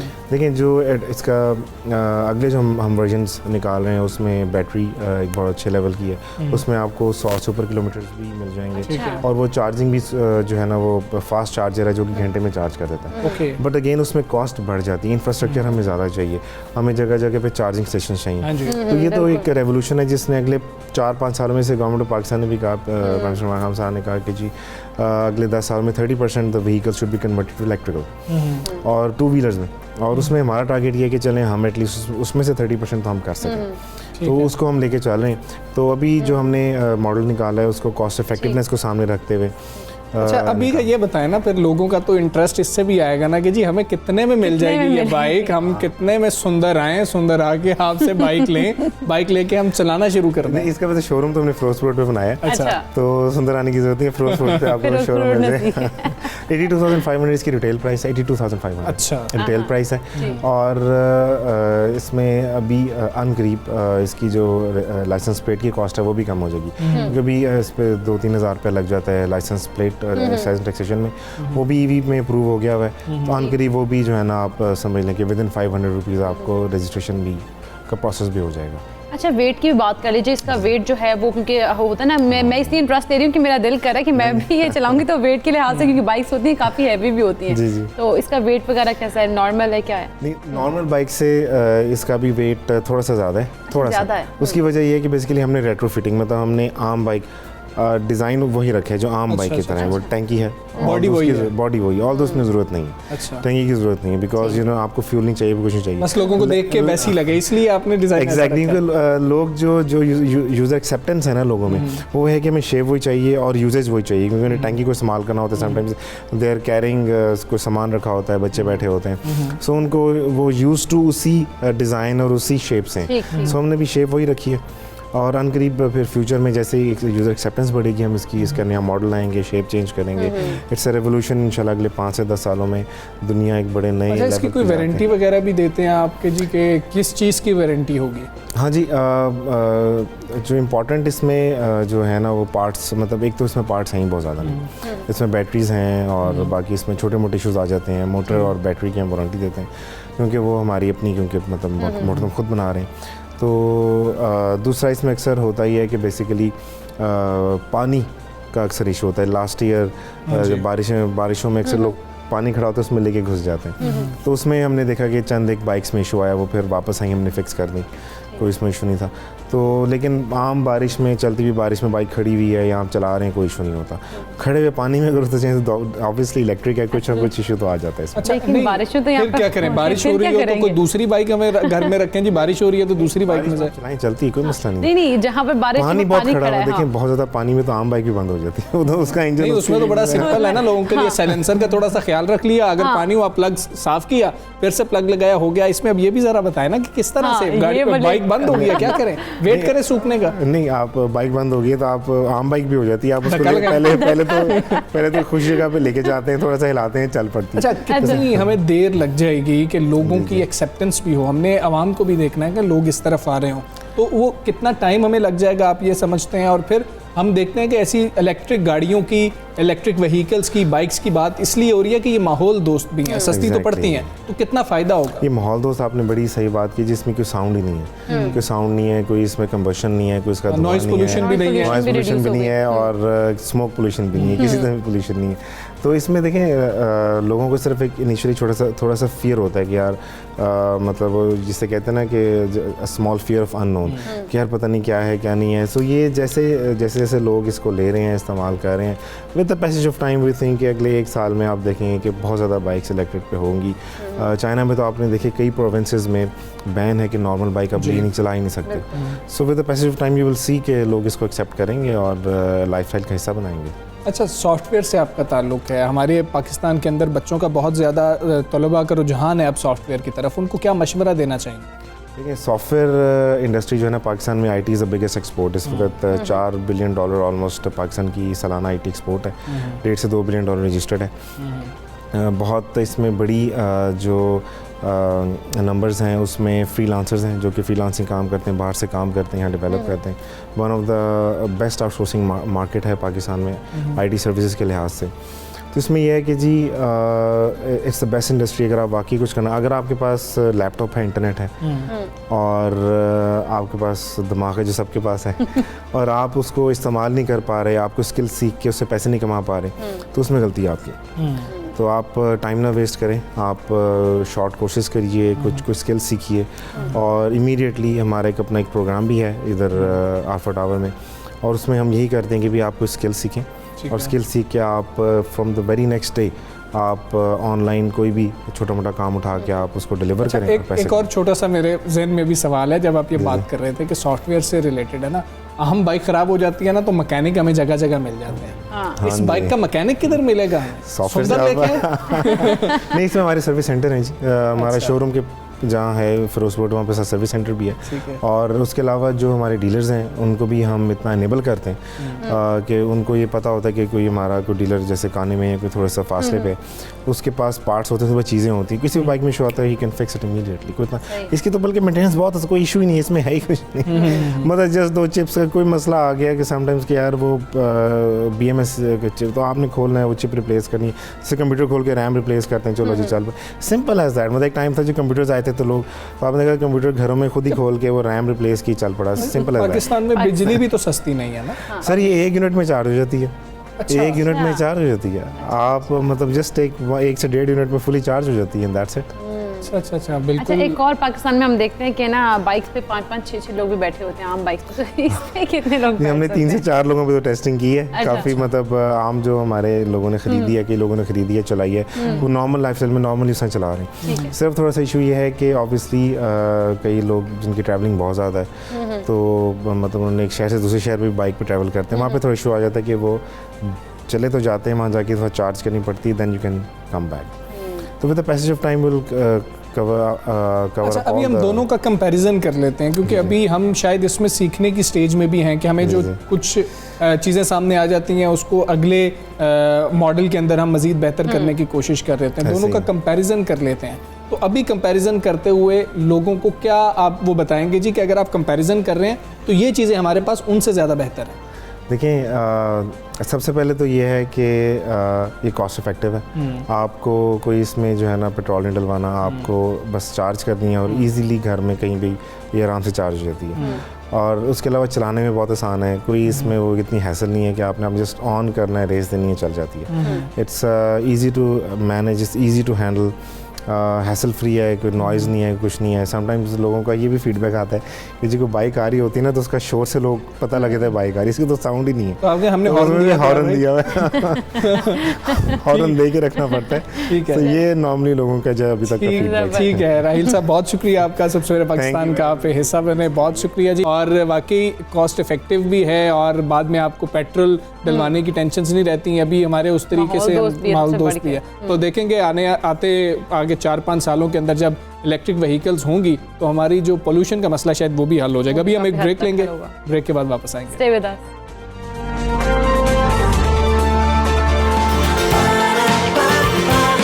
सुबह सवेरे पाकिस्तान, सुबह सवेरे पाकिस्तान। बात करेंगे सिंध असम्बली के इजलास की, जो कि एक बार फिर हंगामा आराई की नज़र हुआ और तहरीक इंसाफ के अरकान ऐवान में चारपाई ले आए और स्पीकर डाइस के सामने धरना दे दिया। जबकि अपोजिशन लीडर हलीम आदिल शेख का इस मौका पर कहना था कि हुक्मरान जमहूरियत के कातिल हैं, उन्हें माफ़ नहीं किया जाएगा। स्पीकर आगा सराज दुरानी की सदारत में सिंध असम्बली का इजलास शुरू हुआ तो वक्फे के बाद जो वक्फा दुआ था उसके बाद कायदे के खिलाफ हलीम आदिल शेख ने नुक्ता एतराज़ पर बात करने की इजाज़त मांगी, लेकिन इजाज़त नहीं मिली। फिर क्या हुआ? फिर ये हुआ कि ऐवान में पीटीआई अरकान ने भरपूर एहतजाज शुरू कर दिया। स्पीकर ने हालात पर काबू पाने की कोशिश की, लेकिन एक नहीं उनकी चल रही थी। इसी दौरान तहरीक इंसाफ के अरकान ऐवान में चारपाई और बिस्तर ले आए। अपोजिशन अरकान का कहना था कि ये जमहूरियत का जनाजा। और अहम तरीन इजलास के दौरान हमजा हम देखते हैं कि चारपाई और बिस्तर कैसे ऐवान तक लाया गया। सिक्योरिटी अमला भी इस वाक़े से बेखबर रहा, उन्हें भी नहीं पता था कि आखिर ये चारपाई और बिस्तर है वो कैसे आया। तर्जुमान सिंध हुकूमत मुर्तज़ा वहाब इस बारे में क्या कह रहे थे, पहले आपको वो सुना देते हैं। कोई कंटेनर की सियासत आज ये सिंध असम्बली में करने की कोशिश कर रहे हैं। आपको इसकी मिसाल नहीं मिलेगी, इसकी रिवायत नज़र नहीं आएगी कि कोई चारपाई लेके असम्बली में दाखिल होने की कोशिश कर रहा है और वो अपोजिशन लीडर कैमरा लेके वीडियो बना रहा है उसकी। इनके वोटर इनको इतना तंग कर रहे हैं कि गैस नहीं मिल रही, बिजली नहीं मिल रही, कि रात को सो नहीं पा रहे हैं, तो इसलिए शायद चारपाई तकिया लेके असम्बली के अंदर आ गए थे। ये पता नहीं किस तरह के लोग हैं, किस तरह के लोग हैं, कहाँ से आए ये लोग कि इस तरह की रवायात हमारी असम्बली में ये इस्टेब्लिश करने की कोशिश कर। आज आपके सूबे में गैस की लोड शेडिंग है, बिजली की लोड शेडिंग है, पानी की किल्लत है। आपकी वफाकी हुकूमत है जो आपकी आवाम के साथ, आपके वोटर के साथ इस्तेहसाल कर रही है। क्या कर लिया आपने? खामोश बैठे हुए हैं आप लोग। तो मैं समझता हूँ हमको बड़ी जिम्मेदारी के साथ और संजीदगी के साथ इस मामले को टेकअप करने की ज़रूरत है। गुफ्तगू सुनी आपने मुर्तज़ा वहाब साहब की। इस तमाम तर मामले पर बात करेंगे। पाकिस्तान तहरीक इंसाफ के रहनुमा फिरदौस शमीम नकवी साहब हमारे साथ मौजूद हैं। नकवी साहब अस्सलाम वालेकुम, गुड मॉर्निंग सर। सर सबसे पहले तो ये बता दीजिएगा कि कल एक्चुअली हुआ क्या? क्या ये चंद अरकान ने अपने तय ऐसा इकदाम उठा लिया या फिर जो सिंध की पाकिस्तान तहरीक इंसाफ की क़यादत है उनके इल्म में था कि ऐसा होने जा रहा है? जी देखिए, बेसिकली आपको ये देखना पड़ेगा कि सिंध असम्बली की तारीख क्या है। अभी जो बजट इजलास हुआ था उसके अंदर ना पार्लिमानी लीडर को बोलने दिया, ना अपोजिशन लीडर को बोलने दिया, ना जमात इस्लामी के पार्लियामेंट लीडर, ना GDA के, और बजट पास कर दिया। और जब कल हलीम आदिल शेर साहब उठे कि जी इसी बात के ऊपर डिस्कशन करें, वो डिस्कशन भी किया।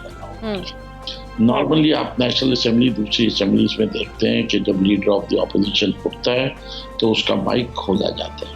आगा सिराज दराई साहब ने ये रवैया इस असेंबली के आगाज से ये रखा हुआ है कि वो लीडर ऑफ द अपोजिशन को तो घास ही नहीं डाल। सिंध असेंबली के अंदर ना पब्लिक अकाउंट्स कमेटी की चेयरमैनशिप दी गई है, ना मेंबरशिप दी अपोजिशन को, ना स्टैंडिंग कमेटीज हैं, बाकायदा डिक्टेटरशिप चल रही है।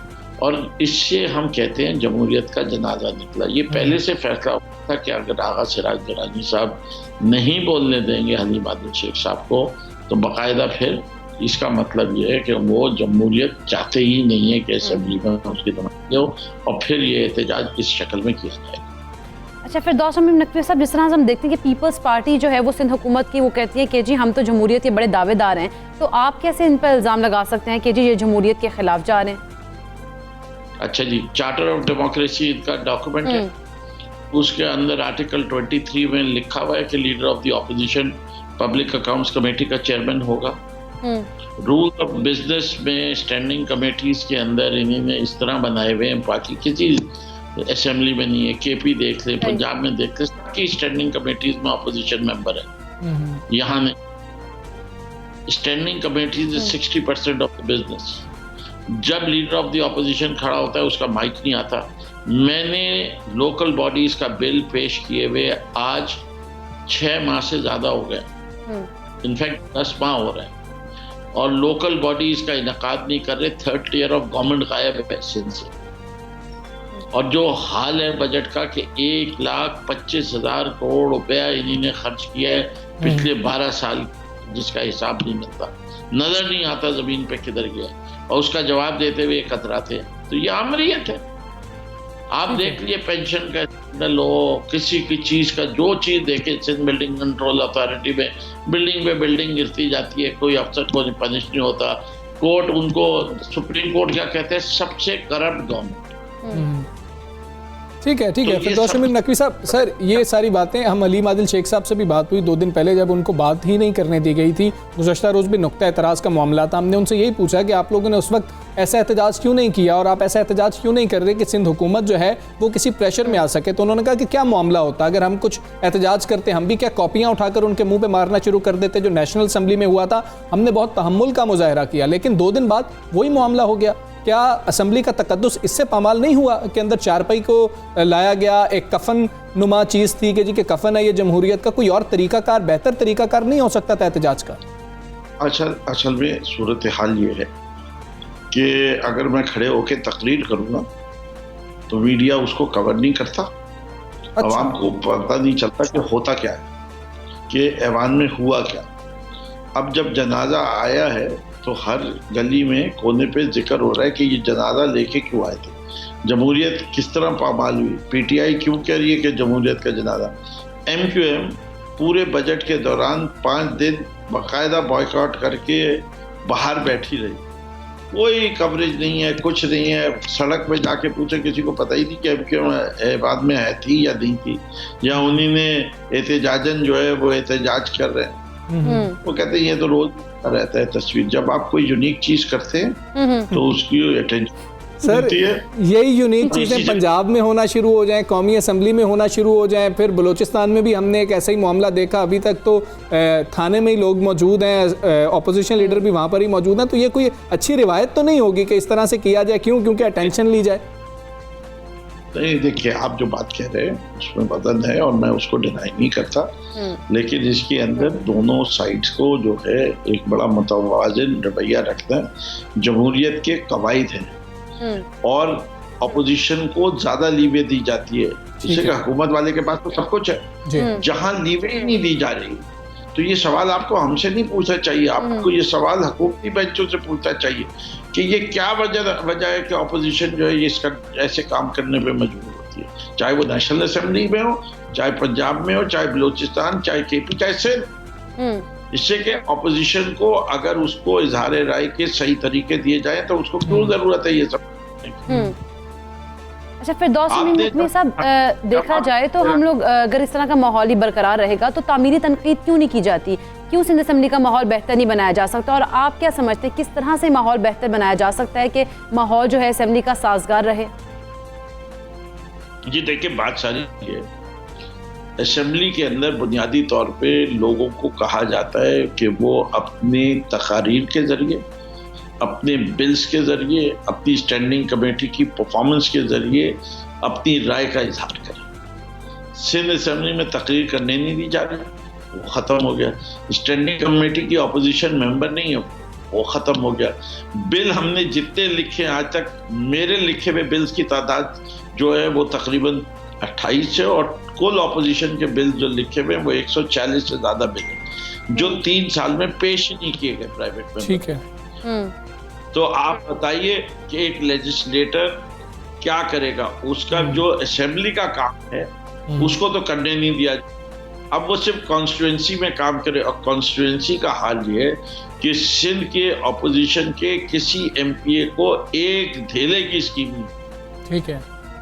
जब अवाम में जाता है और उसके अपने लोग पूछते हैं कि आप हमारी नुमाइंदगी कैसे कर रहे हैं, आपने तो हमारे लिए एक पानी की लाइन नहीं तो करवा सकते। ठीक है फिरदौस अमीर नकवी साहब, ठीक है, अब असेंबली के अंदर तो अपोजिशन की आवाज़ नहीं सुनी जा रही, आवाज़ दबाई जा रही है, तो अब अपोजिशन क्या सोच रही है कि चलें असेंबली में तो हमारी बात नहीं सुनी जा रही, क्या सड़कों पर सिंध हुकूमत के खिलाफ कुछ मामला हो सकता है, अपनी आवाज़ वहाँ पर उठाई जा सकती है, लोगों को बाहर निकाला जा सकता है?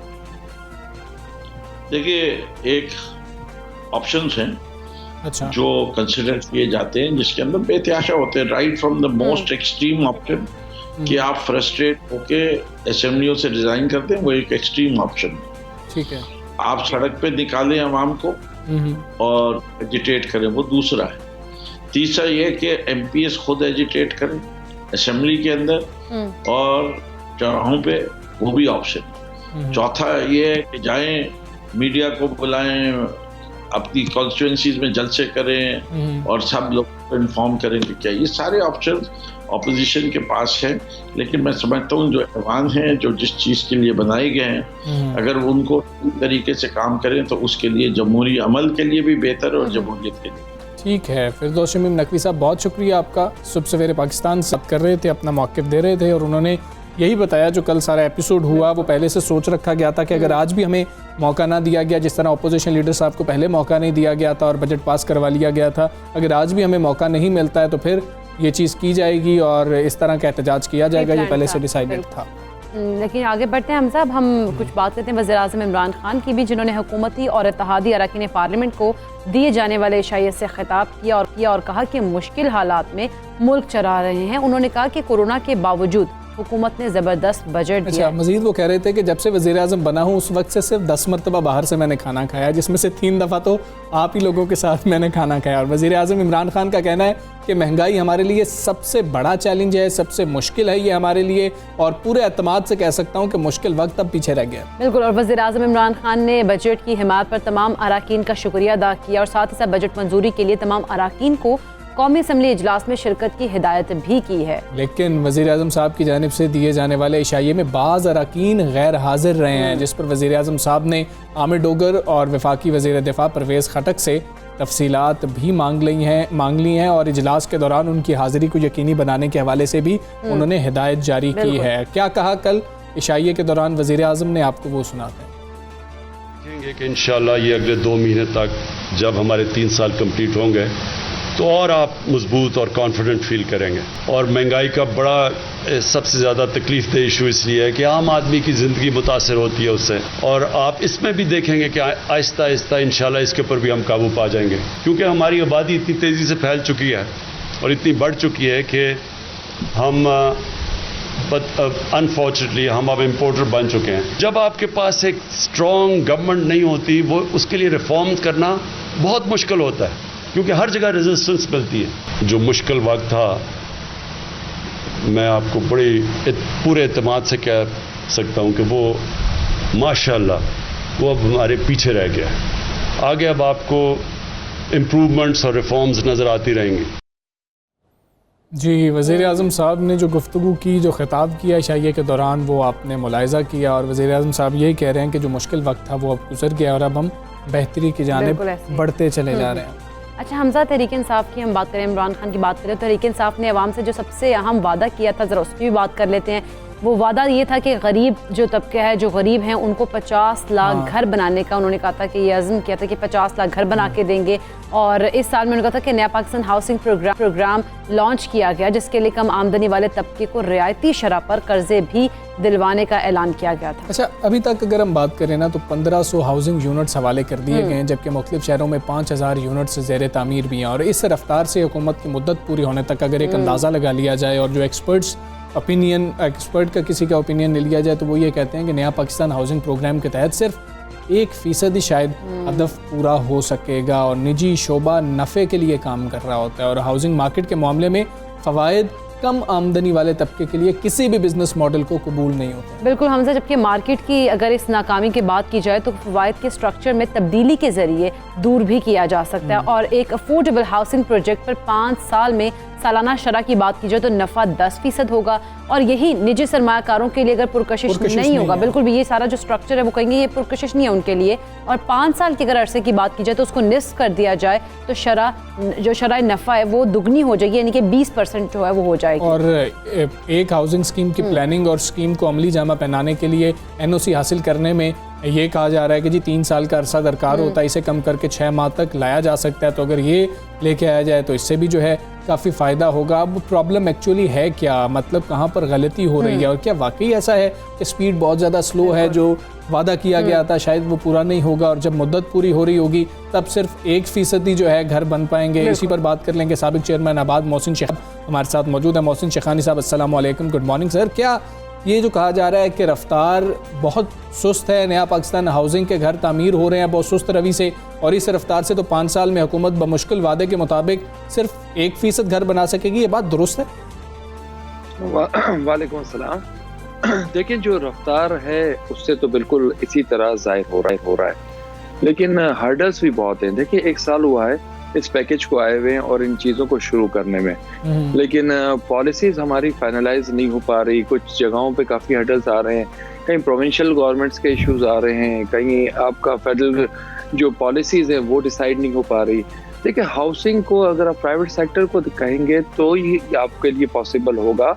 और उनको, हमें आज क्या डर लग रहा है, मैं आप सबको ये बताऊं, जैसे आपने कहा प्राइवेट सेक्टर मुनाफे के लिए काम करता है, हमें ये लग रहा है कि अगर हम ये प्रोजेक्ट शुरू करेंगे तो ये कॉस्ट भी हमारी पूरी नहीं होगी, इसलिए कि इसकी स्पेशल कॉस्ट है, इसकी स्पेशल कॉस्ट है और मटेरियल कॉस्ट इतनी बढ़ रही है कि हमें ये डर लग रहा है कि कहीं ऐसा ना हो कि हम कोलैप्स हो तो ये गवर्नमेंट के ऊपर और हमारे ऊपर सबके ऊपर इल्जाम आ जाएंगे। खुद ये कंडीशन है। तो इसके लिए बहुत इंपॉर्टेंट क्या है कि अगर स्टील की, सीमेंट की, इन चीजों की प्राइस को कांस्टेंट नहीं करेंगे। आज मुझसे एक लो कास्ट हाउसिंग के लिए, एक अपार्टमेंट के लिए कहा जा रहा है कि इसको 30 लाख का होना चाहिए। अच्छा। अगर मैं इसको वर्किंग करता हूं तो 3 साल अगर लगते हैं या 2 साल का वो प्रोजेक्ट होता है तो इन्फ्लेशन रेट इतना बढ़ रहा है।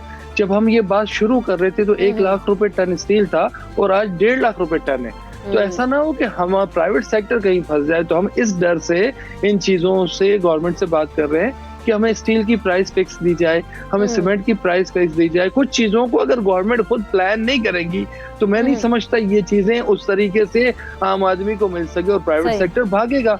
और उसको ये भी डर है कि अल्लाह ना करे कहीं ऐसे इश्यूज ना आ जाए, कहीं कोर्ट के इश्यूज ना आ जाए, कहीं आपके नैब के कोई इश्यूज ना आ जाए। तो इन सबको भी हमें लॉन्ग टर्म सोचना पड़ेगा, अदरवाइज तो ये बहुत बड़े इश्यूज हो जाएंगे। और लोगों के आपने पैसे ले लिए और उनसे वादा कर लिया तो ये तो प्राइम मिनिस्टर को जवाब देना मुश्किल हो जाएगा। बिल्कुल। अच्छा मोहसिन साहब, अगर बात की जाए हुकूमत की और मालियाती इदारों की और तामीराती कंपनीज को, आप क्या समझते हैं इनको मिलकर नए हाउसिंग मॉडल में क्या क्या फीचर्स देने चाहिए? देखें, अभी तो टेक्नोलॉजीज यूज हो रही हैं और टेक्नोलॉजीज को हमें इस्तेमाल करना पड़ेगा। और इसमें फाइनेंस तो बहुत अच्छा हमने डिजाइन कर दिया है, लेकिन वो एक आम आदमी के लिए हमने डिजाइन किया है जिसको एक जब स्टार्ट होगा जब वो पोजीशन ले लेगा। लेकिन उस दरमियान में बनाने के लिए अगर मैं फाइनेंस लेता हूँ, इसलिए कि वो आम आदमी तो पैसे नहीं दे रहा, मुझे तो वो फाइनेंस बैंक से लेना है, तो मुझे वही रेट मिल रहा है जो मार्केट रेट है, तो मैं वो कॉस्ट भी तो शामिल होगी ना उसकी।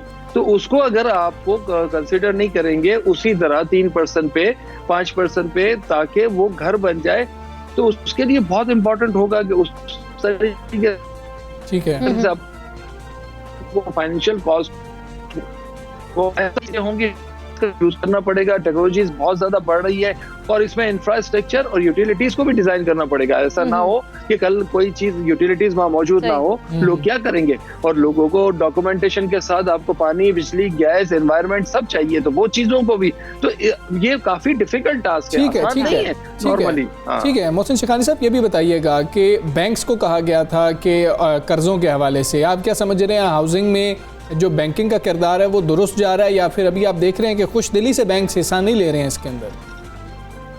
देखिए, बैंक के पास क्लाइंट आएगा तो वो लेंगे। बैंक को अगर आप कहेंगे रेडी प्रॉपर्टी होगी तो आप फाइनेंस करेंगे। जब तक आप डेवलपर को फाइनेंस नहीं करेंगे उस रेट पे, जिस रेट पे आप उसको दे रहे हैं, तो ये सेटलमेंट नहीं होगा। हम लोग तो पब्लिक पैसे लेके प्रोजेक्ट बनाते हैं ना, नॉर्मली लैंड हमारी होती है, अनाउंसमेंट करते हैं, जो पैसे आ रहे होते हैं उसी से। ये प्रोजेक्ट में पब्लिक से पैसे आने नहीं है, 10% आने, 10% गवर्नमेंट देने, 80% पैसे फाइनेंस होने।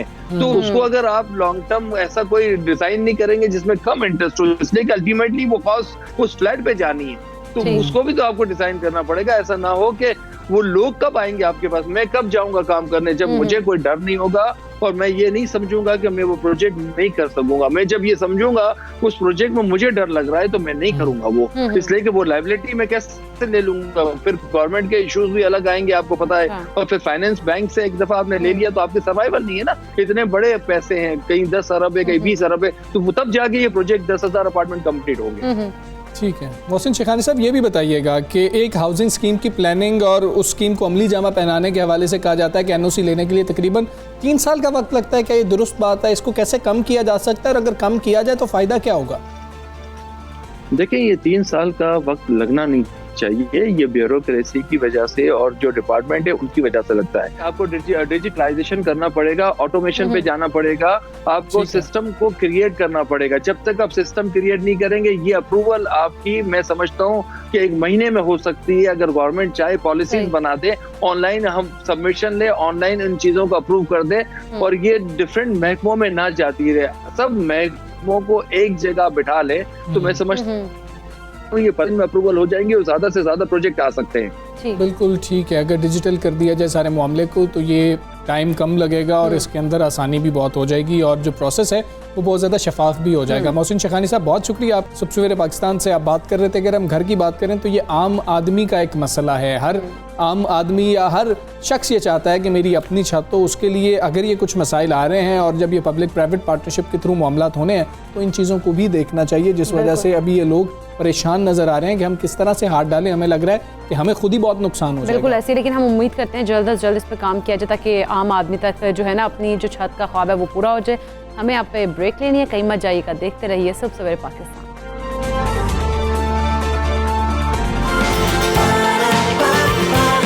सुबह सवेरे पाकिस्तान, सुबह सवेरे पाकिस्तान।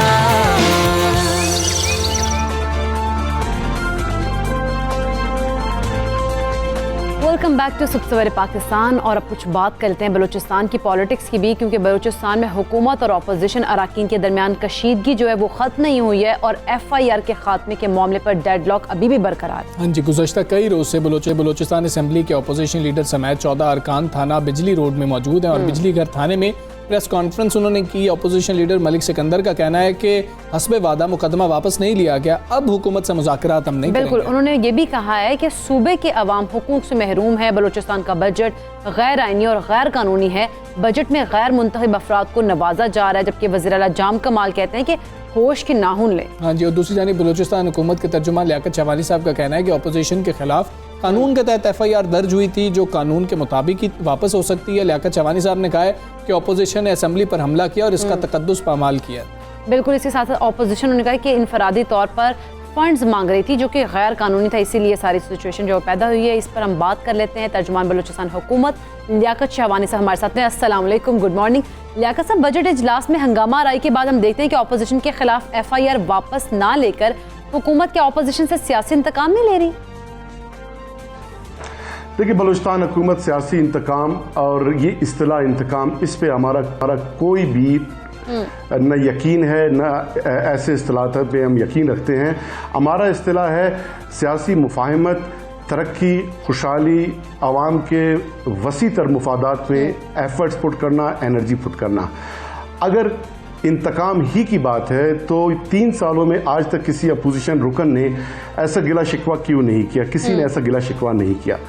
अब इंतकाम जो लिया जा रहा है अपोजिशन की तरफ से वो जमहूरियत पे, हमारे जो वैल्यूज़ हैं, कल्चरल वैल्यूज़ हैं, डेमोक्रेटिक वैल्यूज़ हैं, असम्बली के जो तकद्दुस है, उससे इंतकाम लिया गया है। और ये इंतकाम लिया है उसी असम्बली के अराकीन ने खुद। बजट से कबल 5 दिन पहले ही इन्होंने जलसे जुलूस शुरू कर दिए, धरना शुरू कर दिया और रोड ब्लॉक करना शुरू कर दिया। जो बजट के दौरान और उस प्रोसेस में जो काम इनको करना था as a legislator, as a MPs, वो तो उन्होंने किया ही नहीं। हम तो 4 माह से बजट की तैयारी कर रहे थे और काश 4 दिन ही वो तैयारी करके एक 1 पेजर कोई डॉक्यूमेंट प्रपोजल प्रोड्यूस करते, आपको भी दिखाते, हमें भी दिखाते।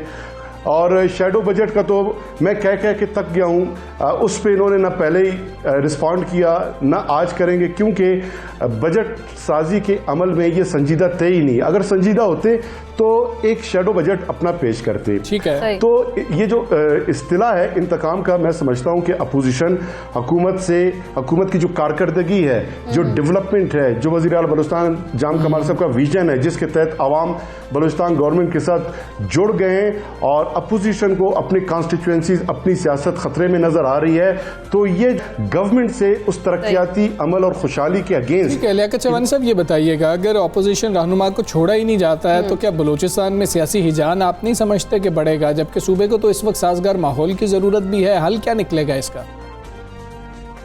देखिए, सियासी एजान तो अपोजिशन की इस वक्त पहचान बन चुकी है और बलूचिस्तान के अवाम इस बात को नोट कर रहे हैं, नोटिस कर रहे हैं। इसीलिए आपने नोट किया होगा कि इनके जो मुजाहरे थे उसमें 3 दर्जन से ज़्यादा लोग नहीं गए।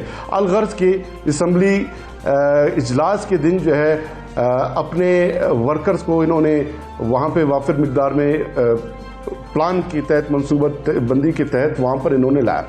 अवाम ज़ाहिर है इस तनाव की कैफियत से मुतमईन तो कथन नहीं है, लेकिन अवाम जो गवर्नमेंट के एफर्ट्स हैं, सिंसियरिटी है in terms of negotiation, in terms of मसलहत मुफाहमत, लोग उसको देख रहे हैं। क्योंकि हमारे डेलीगेशन बारहा वहाँ पर गए हैं, बार बार गए हैं, हर बार गए हैं, अब भी हम जाने को तैयार हैं।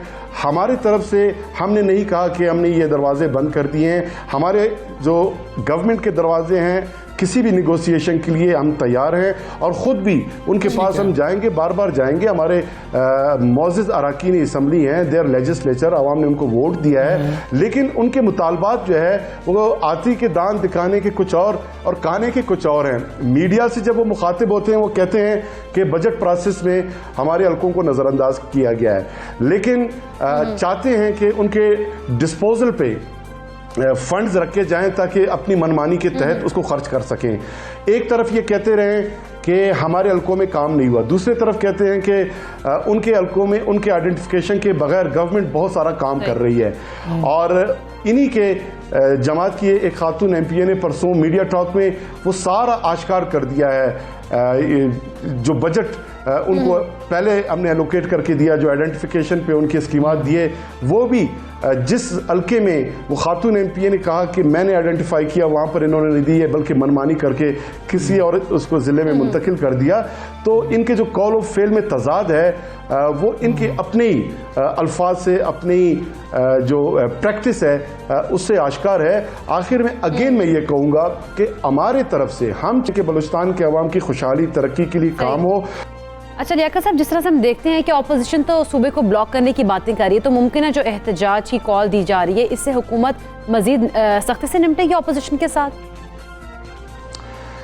देखें, अगर ये हुकूमत के सिस्टम में रुकावट खड़ी करने की सलाहियत इनको होती और अवाम इनके साथ होते तो ये जाके ताने में ना चुपते और ये पब्लिक में जाके पब्लिक को मोबिलाइज करते। जब इनको ये महसूस हुआ कि पब्लिक उनके साथ नहीं है, पब्लिक बलूचिस्तान गवर्नमेंट की विजन, डेवलपमेंट, प्रॉस्पेरिटी, खुशहाली, तरक्की, इस विजन के साथ है, गवर्नमेंट ऑफ बलूचिस्तान से मुतमईन है, वज़ीर आला बलूचिस्तान जाम कमाल साहब की बसीरत से मुतमईन है, तो फिर कहते हैं आटे की नाहक रखने के लिए, फेस सेविंग के लिए जाके ताने में बैठ गए हैं और अपनी मर्जी से बैठे हुए हैं और पब्लिक इसको नोट कर रही है। अल्हम्दुलिल्लाह हमने बजट भी पास किया, हिस्टोरिकल बजट हमने दिया और अल्हम्दुलिल्लाह गवर्नेंस का जो निज़ाम है वो बिल्कुल फ़हाल है, बेहतर अंदाज में चल रहे हैं।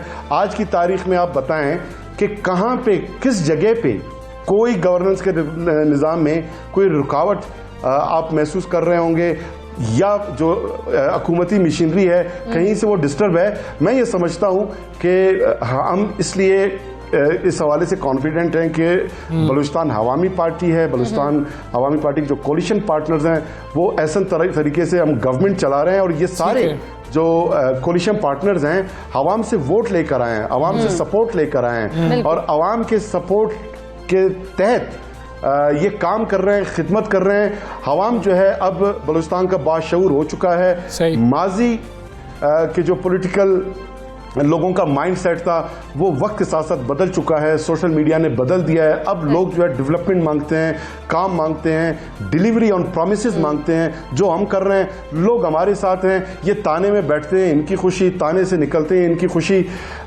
लेकिन यह है कि गवर्नेंस के निज़ाम पे किसी मनफी रद्द-ए-अमल का कोई असर नहीं होने वाला। ठीक है, एक चीज़ और अहम है इसमें, लियाकत चवानी साहब, वज़ीर आला बलूचिस्तान जाम कमाल साहब का एक बयान सामने आया। उन्होंने कहा कि जी कि ये अपोजिशन ऐसे ही एहतजाज कर रही है, इनको बजट के बारे में मालूम क्या था कि बजट के अंदर क्या होने जा रहा है। ये तो काबीना को भी नहीं पता था कि बजट के अंदर क्या हम देने वाले हैं।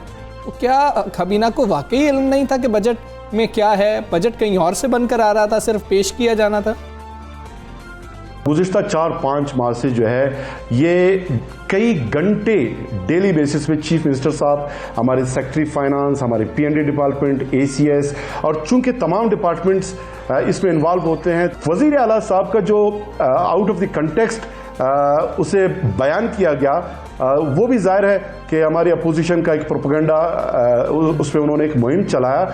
उस पर वज़ीर आला साहब का ट्विटर पे उन्होंने अपना वीडियो एक मैसेज इसी क्वेश्चन को रिस्पॉन्ड करते हुए उन्होंने डाला है। आप ये कह रहे हैं कि उसको जो है गलत तरीके से पेश किया गया जो वज़ीर आला साहब का बयान था। बहुत शुक्रिया आपका लियाकत शवानी साहब, सुबह सवेरे पाकिस्तान से आप बात कर रहे थे और उनकी गुफ्तगू आपने मुलाहिजा किया। अच्छा हमजा, एक और ईरान से बड़ी अच्छी खबर आ रही है, अपने व्यूअर्स के साथ वो शेयर करते हैं कि ईरान के जो डॉक्टर्स हैं उन्होंने रोबोट के जरिए कामयाब ऑपरेशन करके अहम संगे मील अबूर कर दिया है। हाँ जी, ये ईरानी खबर इदारे की रिपोर्ट है जिसके मुताबिक हम आपको बता रहे हैं कि बुध के रोज़ माहिर डॉक्टर ने रोबोट की मदद से कामयाब ऑपरेशन किया, जिसके बाद ईरान रोबोट की मदद से कामयाब ऑपरेशन करने वाला दुनिया का दूसरा मुल्क बना है। और ये रोबोट की मदद से सर्जरी को अगर हम बात करें तिब की ज़ुबान में इकरा, तो वो कहते हैं टेली सर्जरी। अच्छा। तो ये टेली सर्जरी की गई है।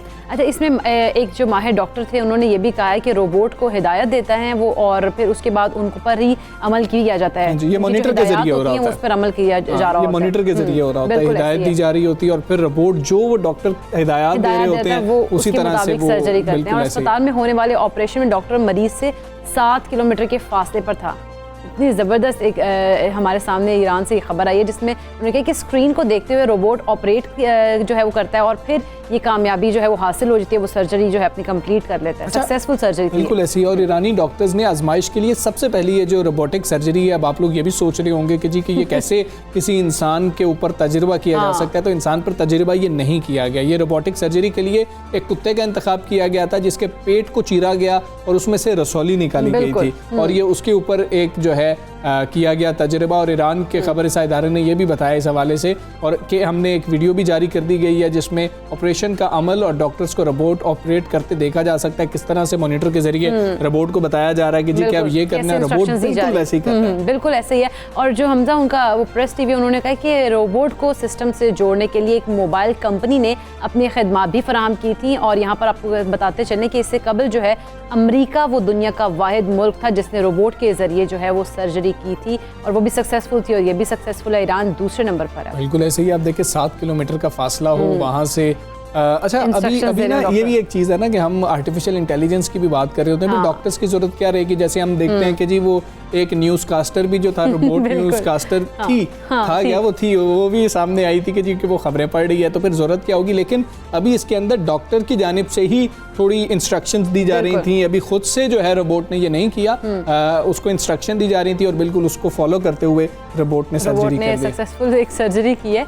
लेकिन वाकई में ये तो एक अच्छी बात है। लेकिन ईरान की अगर बात की जाए तो ईरान के हवाले से खबर तो बहुत ज़बरदस्त है और हम उम्मीद करते हैं कि ऐसी खबरें जो है ना वो पाकिस्तान से भी इन फ्यूचर जो है वो आप जितना काम कर रहे होंगे उतनी बेहतरी आ रही होगी। और आप खुद जो है अगर देखें मुल्की सतह पर आप देख रहे हों तो आपकी इस तरह की बातें जब बाहर जा रही होती हैं उससे कितना फ़ायदा हो रहा था। ईरान ने अपनी वैक्सीन लगवाई है, तो ईरान अपनी वैक्सीन भी लगवा रहा है ना, तो अब देखें वो किस तरीके से कोशिश कर रहे हैं कि जी कि हम खुद से सब कुछ कर रहे हो। तो साइंस एंड टेक्नोलॉजी के अंदर पाकिस्तान को भी बहुत ज़्यादा कोशिश करनी होगी। ईरान जो है वो दूसरों पे डिपेंड नहीं कर रहा है, वो खुद एक इंडिपेंडेंट जो है वो कंट्री बन रहा है। तो हम उम्मीद करते हैं कि हम लोग भी ऐसे ही, हमारा पाकिस्तान जो है वो भी इंशाल्लाह इन फ्यूचर 7 किलोमीटर दूर से जो है यहाँ पर भी सर्जरी हो रही होगी। खैर अब हम आगे बढ़ेंगे, हम बात करेंगे फेसबुक की। फेसबुक ख़वातीन को बाइख्तियार बनाने पर मबनी इक़दाम है। ये शी मीन्स बिजनेस है जिसको वुसअत दी जा रही है और फेसबुक का ये इक़दाम दुनिया भर के 21 ममालिक में इस वक्त काम कर रहा है। ज़बरदस्त। और अब पाकिस्तान का कहा जा रहा है कि ये जो निज़ाम था ना सारा पाकिस्तान में पहुंच रहा है और फेसबुक और इसके शराकत दारों ने दुनिया भर में 10 लाख से ज़ायद ख़वातीन ऐसी हैं जिनको डिजिटल महारत की तरबियत भी दी। और फेसबुक ने ये भी जो है वो कहा है कि स्टेट बैंक और अमरीकी एड प्रोग्राम जो है उसके नए जुज़ यानी मालियाती तालीम के जरिए कारोबारी लचक, जिसको BRFE कहा जाता है, उसके साथ शराकत में ये काम किया है। अच्छा, अब इस इक़दाम का मकसद क्या है? मकसद ख़वातीन के कारोबार में उभरने की कुव्वत को और इस्तेहकाम को बढ़ाना है। अगर हम बात करें, नायब गवर्नर स्टेट बैंक सीमा कामिल ने वीडियो पैगाम में पाकिस्तान में ख़वातीन की समाजी और मुआशी तरक्की के लिए फेसबुक समेत दीगर शराकतदारों की काविशों को सराहा भी है। उन्होंने कहा है कि BRFE जैसे इक़दाम पाकिस्तानी ख़वातीन को भी कौमी तामीर के अमल में अपनी शराकत को बढ़ाने के काबिल और मुस्तहकम और बनाएंगे। जो हमजा शी मीन्स बिजनेस है, इसमें आलमी उन्होंने कहा है कि सरबराह जो हैं उनके मुताबिक पाकिस्तान समेत दुनिया भर में ख़वातीन की ज़ेर क़यादत कारोबार के इस्तेहकाम के लिए मालियाती तालीम बहुत ज़रूरी है। उन्होंने ये भी कहा कि जो शी मीन्स बिजनेस है वो एशिया जो है, वो पैसिफिक जो है, उस खित्ते में ख़वातीन की मुआशी तरक्की में मदद के लिए फेसबुक के अज़म की अक्कासी भी करता है। अब ये भी समझने की ज़रूरत है ना कि ये है क्या, इससे क्या फ़ायदा होगा, ख़वातीन कैसे इसका हिस्सा बन सकती हैं, तो इसी पर हम बात करेंगे। हमारे साथ मौजूद हैं शहनाज़ साहिबा, अस्सलाम वालेकुम, गुड मॉर्निंग। ये प्रोग्राम क्या है, पहले तो हमें ये बताइएगा, किस तरह से ख़वातीन एंटरप्रेन्योर्स को फ़ायदा होगा इससे, क्या तालीम व तरबियत, कैसे सीखा जा सकता है इसको? वालेकुम अस्सलाम and thank you for having me here. मैं आपको बताऊं कि इस तरह के बहुत सारे अब इंडेवर्स हो रहे हैं और मैं फ़ेसबुक को बिल्कुल दाद देती हूँ कि इन्होंने ये चीज़ शुरू की।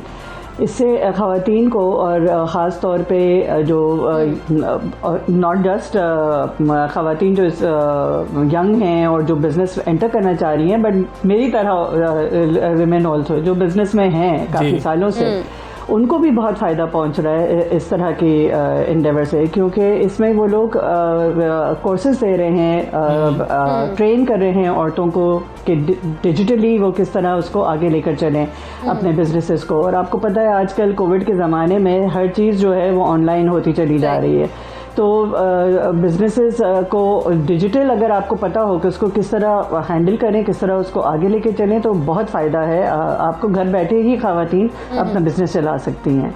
अच्छा, तो ये बहुत अच्छी चीज़ है। और फिर जो स्टेट बैंक के साथ जो कर रहे हैं फाइनेंशियली भी जो इनको एम्पावर कर रहे हैं वेमेन को, वो ये भी एक बहुत अच्छा स्टेप लिया हुआ है। यकीनन ये एक अच्छा इनिशिएटिव है। लेकिन शहनाज़ साहिबा, अगर हम बात करें फेसबुक के प्रोग्राम शी मीन्स की, तो ये तो 21 ममालिक में जारी है। उन तमाम ममालिक में ख़वातीन को इस प्रोग्राम से क्या क्या फ़ायदे हासिल हो रहे हैं, ज़रा वो हमसे शेयर कीजिएगा। मेरे ख्याल से ख़वातीन दुनिया भर में उनके मसाइल मोरलेस एक ही होते हैं और सभी को वही फ़ायदा हो रहा है जो हमारी पाकिस्तानी ख़वातीन को हो रहा है और मज़ीद होगा। और वो यही है कि आप अपना बिज़नेस को बढ़ा सकते हैं घर बैठे बैठे। आपको डिजिटल ट्रेनिंग दी जा रही है और आपको फाइनेंशियल ट्रेनिंग भी दी जा रही है। आपको बहुत सी चीज़ें मैं आपको बताऊँ, हम ख़वातीन जो हैं वो पैसों के मामलों में वैसे तो मर्दों से बेहतर है सेव करने में, लेकिन बहुत सी चीज़ें होती हैं वो समझ में नहीं आती हैं। यू नो, वो बैलेंस शीट्स हैं और आपका इनकम एंड इनफ्लो आउटफ्लो, इस तरह की टर्मिनोलॉजी, बहुत सी चीज़ें जो औरतों को मुझसे ऊपर से गुजर जाती है, क्योंकि वो चीज़ें समझ जाते हैं without knowing the basics of it कि भाई किस तरह है। तो ये चीज़ें जब इनको समझ में आ जाए और ये जो ट्रेनिंग फराहम कर रहे हैं ये, इससे बहुत फ़र्क पड़ता है। और मेरे ख्याल से जो प्रॉपर बिजनेसेस भी रन कर रही हैं, जिनके अंडर फाइनेंस के लोग भी काम कर रहे हैं, तो एक अकाउंटेबिलिटी ज़्यादा हो जाती है when they know what they are talking about. So ये इस तरह की लोगों को ये बहुत फ़ायदा पहुंचा है और मज़ीद पहुंचेगा। अच्छा, ठीक है शहनाज़ साहिबा, जिस तरह से आप कह रही थी कि उनको एसेंस का पता होता है, लेकिन उनको वो जो कहा जाए कि टर्मिनोलॉजीज़ हैं उनका इल्म नहीं होता है, तो ख़वातीन इसीलिए परेशान होती हैं। ये डिजिटल मामलात हैं, हमें इससे दूर रखो, हमें तो इसकी समझ ही नहीं आएगी, वो पहला स्टेप ही नहीं लेती हैं। तो उनको कैसे इनकरेज किया जाए कि नहीं, पहला स्टेप लें, आखिरी स्टेप तक आप बआसानी पहुँच जाएंगी? मेरे ख्याल से आप लोग जो आपने जो ये कदम आज उठाया है वो पहला स्टेप है। यही चीज़ चाहिए हमें कि आप औरतों को इनकरेज करें और लोगों को इसके बारे में बताएं, औरतों को ख़ास तौर पे बताएं ताकि वो थोड़ा इनकरेज हो। और जितने इस तरह के स्टेप्स लिए जाएंगे वो कम है मेरे तो ख्याल से, क्योंकि ये औरतें जो है ना, ये सिर्फ सिटीज़ के हद तक नहीं है, ये गांव वाली औरतें भी इसका फ़ायदा ले सकती हैं। तो ये तो जितना आप इसको बात को फैलाएंगे उतना बेहतर है। अच्छा शहनाज़ साहिबा, जैसे आपने कहा गाँव में जो ख़वातीन हैं वो भी इससे फ़ायदा हासिल कर सकते हैं, तो वो कैसे कर सकती हैं, ज़रा वो भी बता दीजिएगा।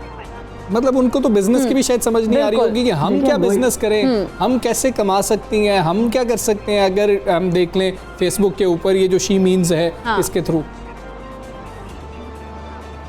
आप अंडर एस्टिमेट ना करें हमारी ख़वातीन को।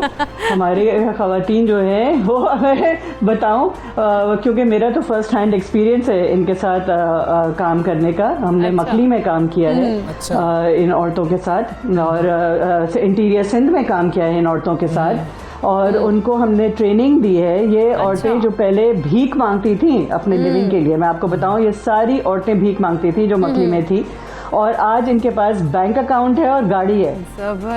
समझ लें आप। और ये कैसे हुआ?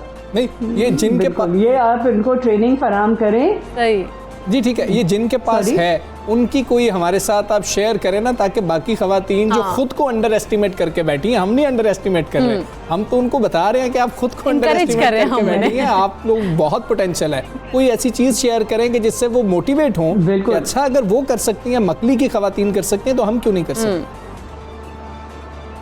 बिल्कुल। तो मैं आपको शेयर करती हूँ चंपा की कहानी। चंपा जो है वो मकली की बहुत सी जो औरतें थी जो भीख मांगती थी उनमें से थी, और उनको हेरिटेज फाउंडेशन ने वहाँ पे जब काम हो रहा था मकली के टूम स्टोन्स के ऊपर, तो वो जब हमने देखा, क्योंकि मैं भी हेरिटेज फाउंडेशन का हिस्सा हूँ, और हमने देखा कि यहाँ इतनी गुर्बत है और गवर्नमेंट पहुँच ही नहीं पाई है वहाँ पे किसी को किसी तरह हेल्प करने। इनके पास ना सर का पे छत था, ना कोई वॉशरूम्स थे, ना कोई, जो चूल्हे थे वो बैठकर जो ज़मीन पे 4 ट्विग्स को जलाकर और वो स्मोक पूरा इनहेल कर रही हैं, लंग्स ख़राब हो रही हैं, आंखें ख़राब हो रही हैं। तो वो इस तरह की वो ज़िंदगी भी जी रही थी। तो हमने फिर उनको बताया कि एक चूल्हा, मट्टी का चूल्हा किस तरह बनाया जा सकता है, जिसके अंदर वो आराम से बैठकर और पका सकती हैं। उनको चिमनी है ताकि उनको स्मोक इनहेल नहीं करने पड़ेगा, तो उनका ना लंग्स ख़राब होंगे, ना उनकी आंखें ख़राब होंगी, और बच्चे उनके साथ आराम से पूरी फैमिली उस प्लेटफॉर्म पे बैठकर तमीज़ से खाना खा सकती है। इससे इनकी ज़िंदगी तब्दील हो गई। ये चीज़ हमने जब इनको सिखाया और इनको ट्रेनिंग दी औरतों को, तो ये जो चंपा थी उन्होंने कहा कि ठीक है, ये मैं और आगे, बल्कि उनको कहा गया कि हमने उन्हें बताया कि आप औरतों को और भी सिखा सकती हैं, आप अपनी कम्युनिटी की औरतों को सिखाएं, आप आगे कम्युनिटीज़ पे जाएं और सिखाएं। उसके हस्बैंड ने इसका सपोर्ट दिया, और इन्होंने ये करना शुरू किया कि ये एक फैमिली से दूसरी फैमिली में जाती रही और 200 रुपए चार्ज करती थी ये ट्रेनिंग देने के लिए। खुद कुछ भी नहीं करती थी, खुद खड़ी रहती थी और सिर्फ बताती थी कि ये चूल्हा किस तरह बनाना है, और हर ट्रेनिंग के लिए तो 200 रुपए ले रही थी। अच्छा। आज वो इतनी कम्युनिटीज़ पे और इतनी विलेजेस पे जा चुकी हैं कि उनका, जैसे मैंने बताया, बैंक अकाउंट है। ये पहले चल के जाती थी, फिर इन्होंने रिक्शा लेना शुरू किया, उसके बाद अब उनके पास खुद की गाड़ी है। तो ये बहुत आराम से हो सकता है ट्रेनिंग। और अगर आप सोचें कि ये बड़ी इंटेलिजेंट औरतें हैं, इनको आप बता दें, इनको हर के पास आजकल तो फ़ोन सबके पास है, थोड़ा सा इनको आप और अगर एम्पावर करेंगे, इनको माइक्रो क्रेडिट दें, इनको आप थोड़ा सा स्मार्टफोन दे दें, ये लोग मैं आपको बताऊं, ये 100% रिटर्न भी करती हैं पैसे। जो भी लोन अगर लेंगी तो ये रिटर्न करती हैं। वैसे ये जो चंपा की आपने स्टोरी सुनाई है वो तो बहुत ही इम्प्रेसिव है, लेकिन अगर हम यूएसएड की बात करें तो वो इस प्रोग्राम में पाकिस्तान खवातीन जो हैं उनकी कैसे मुआवनत करेगा? देखिए, यूएसएड भी बहुत सी चीज़ों में आजकल आया हुआ है, बल्कि मैं खुद एक बहुत कीन हूँ उनका एक और है सपोर्ट वुमेन एंटरप्रेन्योर्स का प्रोग्राम है, जिसके अंदर अगर आपकी कंपनी 6 महीने से रजिस्टर्ड है तो वो आपको 75% आप, अगर आपका फॉर इंस्टेंस आप वेब डेवलपमेंट अपना करना चाह रही हैं और आपका कॉस्ट आ रहा है माहाना का 1 लाख रुपया, वो 75,000 रुपीज़ यूएसएड जो है वो देने के लिए तैयार है, और 25% आपको कहेगा देने के लिए। ठीक है, ये बहुत बड़ी चीज़ है। अगर ये women empowered women lead businesses हैं तो इनको ये वो दे रहा है, ये एक फैसिलिटी। और आप सोच लें, and this is non repayable. ये जो 75,000 रुपीज़ वो देगा, जो 75% कॉस्ट आपका वो मीट कर रहा है पर मंथ, वो आपको वापस रिटर्न नहीं करना है। इट इज़ वो आपको एक उनका, हाँ, सो और वो आपको वो सिर्फ बता रहा है कि ये इस तरह की ग्रुप है जो इनके पास है, और जो फैसिलिटीज़ आपको चाहिए उसमें से आपको चूज करके आपको काम करना है, ताकि वो लोग जिनको वो फैसिलिटेट करना चाह रहे हैं वो भी एम्पावर हो और आप भी एम्पावर हो। बिल्कुल ठीक है। तो शहनाज ये रमजी साहब, अच्छी बहुत चीज़ है, शुक्रिया बहुत आपका। ज़बरदस्त। फिर पाकिस्तान का आप हिस्सा बनी और बिल्कुल जो घर में बैठी खुद को अंडर एस्टिमेट कर रही है ना खवातीन, उनके लिए बहुत इंपॉर्टेंट सेगमेंट था ये कि आप लोग कमा सकते हैं। और बहुत छोटी छोटी ऐसी ट्रेनिंग्स हैं जो आपको लेनी होंगी और उसके बाद आपको पता लग जाएगा कि मेरे अंदर ये पोटेंशियल है, मैं ये कर सकती हूँ। बिल्कुल, हमने जिस तरह सुना चंपा की स्टोरी सुनाई है बहुत ही इम्प्रेसिव थी। मैं तो खुद बहुत ज़्यादा इम्प्रेस हो गई उस स्टोरी से कि अगर वो काम कर सकती तो घर में जो हाउस वाइफ है नहीं, जो हाउस वाइफ है, दूसरी मतलब खवातीन जो घरों में बैठी हैं और वो कहती हैं कि हम कुछ हमें कर नहीं सकते, वो भी ये चीज़ें कर सकती हैं। हाँ जी बिल्कुल जी। तो ये बड़ा इंपॉर्टेंट था उन खवातीन के लिए सेगमेंट जो कुछ करना चाहती हैं लेकिन उनको समझ नहीं करना आप लोगों ने। अब आगे चलते हैं। आखिर में हमने आपको बताना है कि T20 वर्ल्ड कप की हम बहुत सारी बातें सुन रहे थे, बाज़गश सुनाई दे रही थी हमें, और अब BCCI ने जो भारतीय क्रिकेट बोर्ड है उसने T20 वर्ल्ड कप UAE मुंतकिल होने की तस्दीक कर दी है। बिल्कुल, और ये तस्दीक करने के बाद उन्होंने कहा है कि जो अक्टूबर में शेड्यूल था T20 वर्ल्ड कप वो वहाँ पे भारत में नहीं कराया जा सकता। उसकी वजह यह है कि कोविड की, क्योंकि सूरत हाल अगर हम बात करें तो भारत में जो कोविड की सूरत हाल है वो बहुत ख़राब है। उन्होंने रीज़न दिया कि इस सूरत की हालत की वजह से हम लोग जो है भारत में नहीं करा सकते बल्कि ये शिफ्ट कर दिया जाएगा UAE में। बिल्कुल ऐसे ही उन्होंने ICC को आगाह कर दिया है। भारतीय क्रिकेट बोर्ड के चेयरमैन हम सब जानते हैं कि उनके बेहतरीन कप्तान थे सौरव गंगुली, उन्होंने ये बात कर दी है कि हमने ICC को बाकायदा तौर पर आगाह कर दिया है कि T20 वर्ल्ड कप को अब मुत्तहिदा अरब अमारात में ही मुंतकिल कर दें। और उनका ये भी कहना था कि फैसला टूर्नामेंट के तमाम स्टेक होल्डर्स की हिफाज़ाने सेहत को देखकर किया गया है और जो भारत के अंदर हालात हैं, ऐसे हालात में वहाँ पर नहीं क्रिकेट हो सकती है। बिल्कुल ऐसे ही, उनकी सूरत हाल तो हम सबके सामने ही है कि वहाँ पर जो कोविड की सूरत हाल है बहुत ख़राब है और जो डेल्टा वेरिएंट है वो तेज़ी से फैल रहा है। तो ऐसे में फिर मेरा ख्याल है कि ये फैसला बेहतर था कि बाकी जितने भी क्रिकेटर्स हैं उनकी सेहत का ख्याल रखा जाए। बिल्कुल ऐसे ही अब देखेंगे ये टूर्नामेंट कौन जीतेगा, किसको UAE की सरजमीन पर खेलते हुए फ़ायदा होगा। हम दोनों को इजाज़त दीजिए, अपना ख्याल रखिए, कल इंशाल्लाह फिर मुलाकात होगी। अल्लाह हाफ़िज़।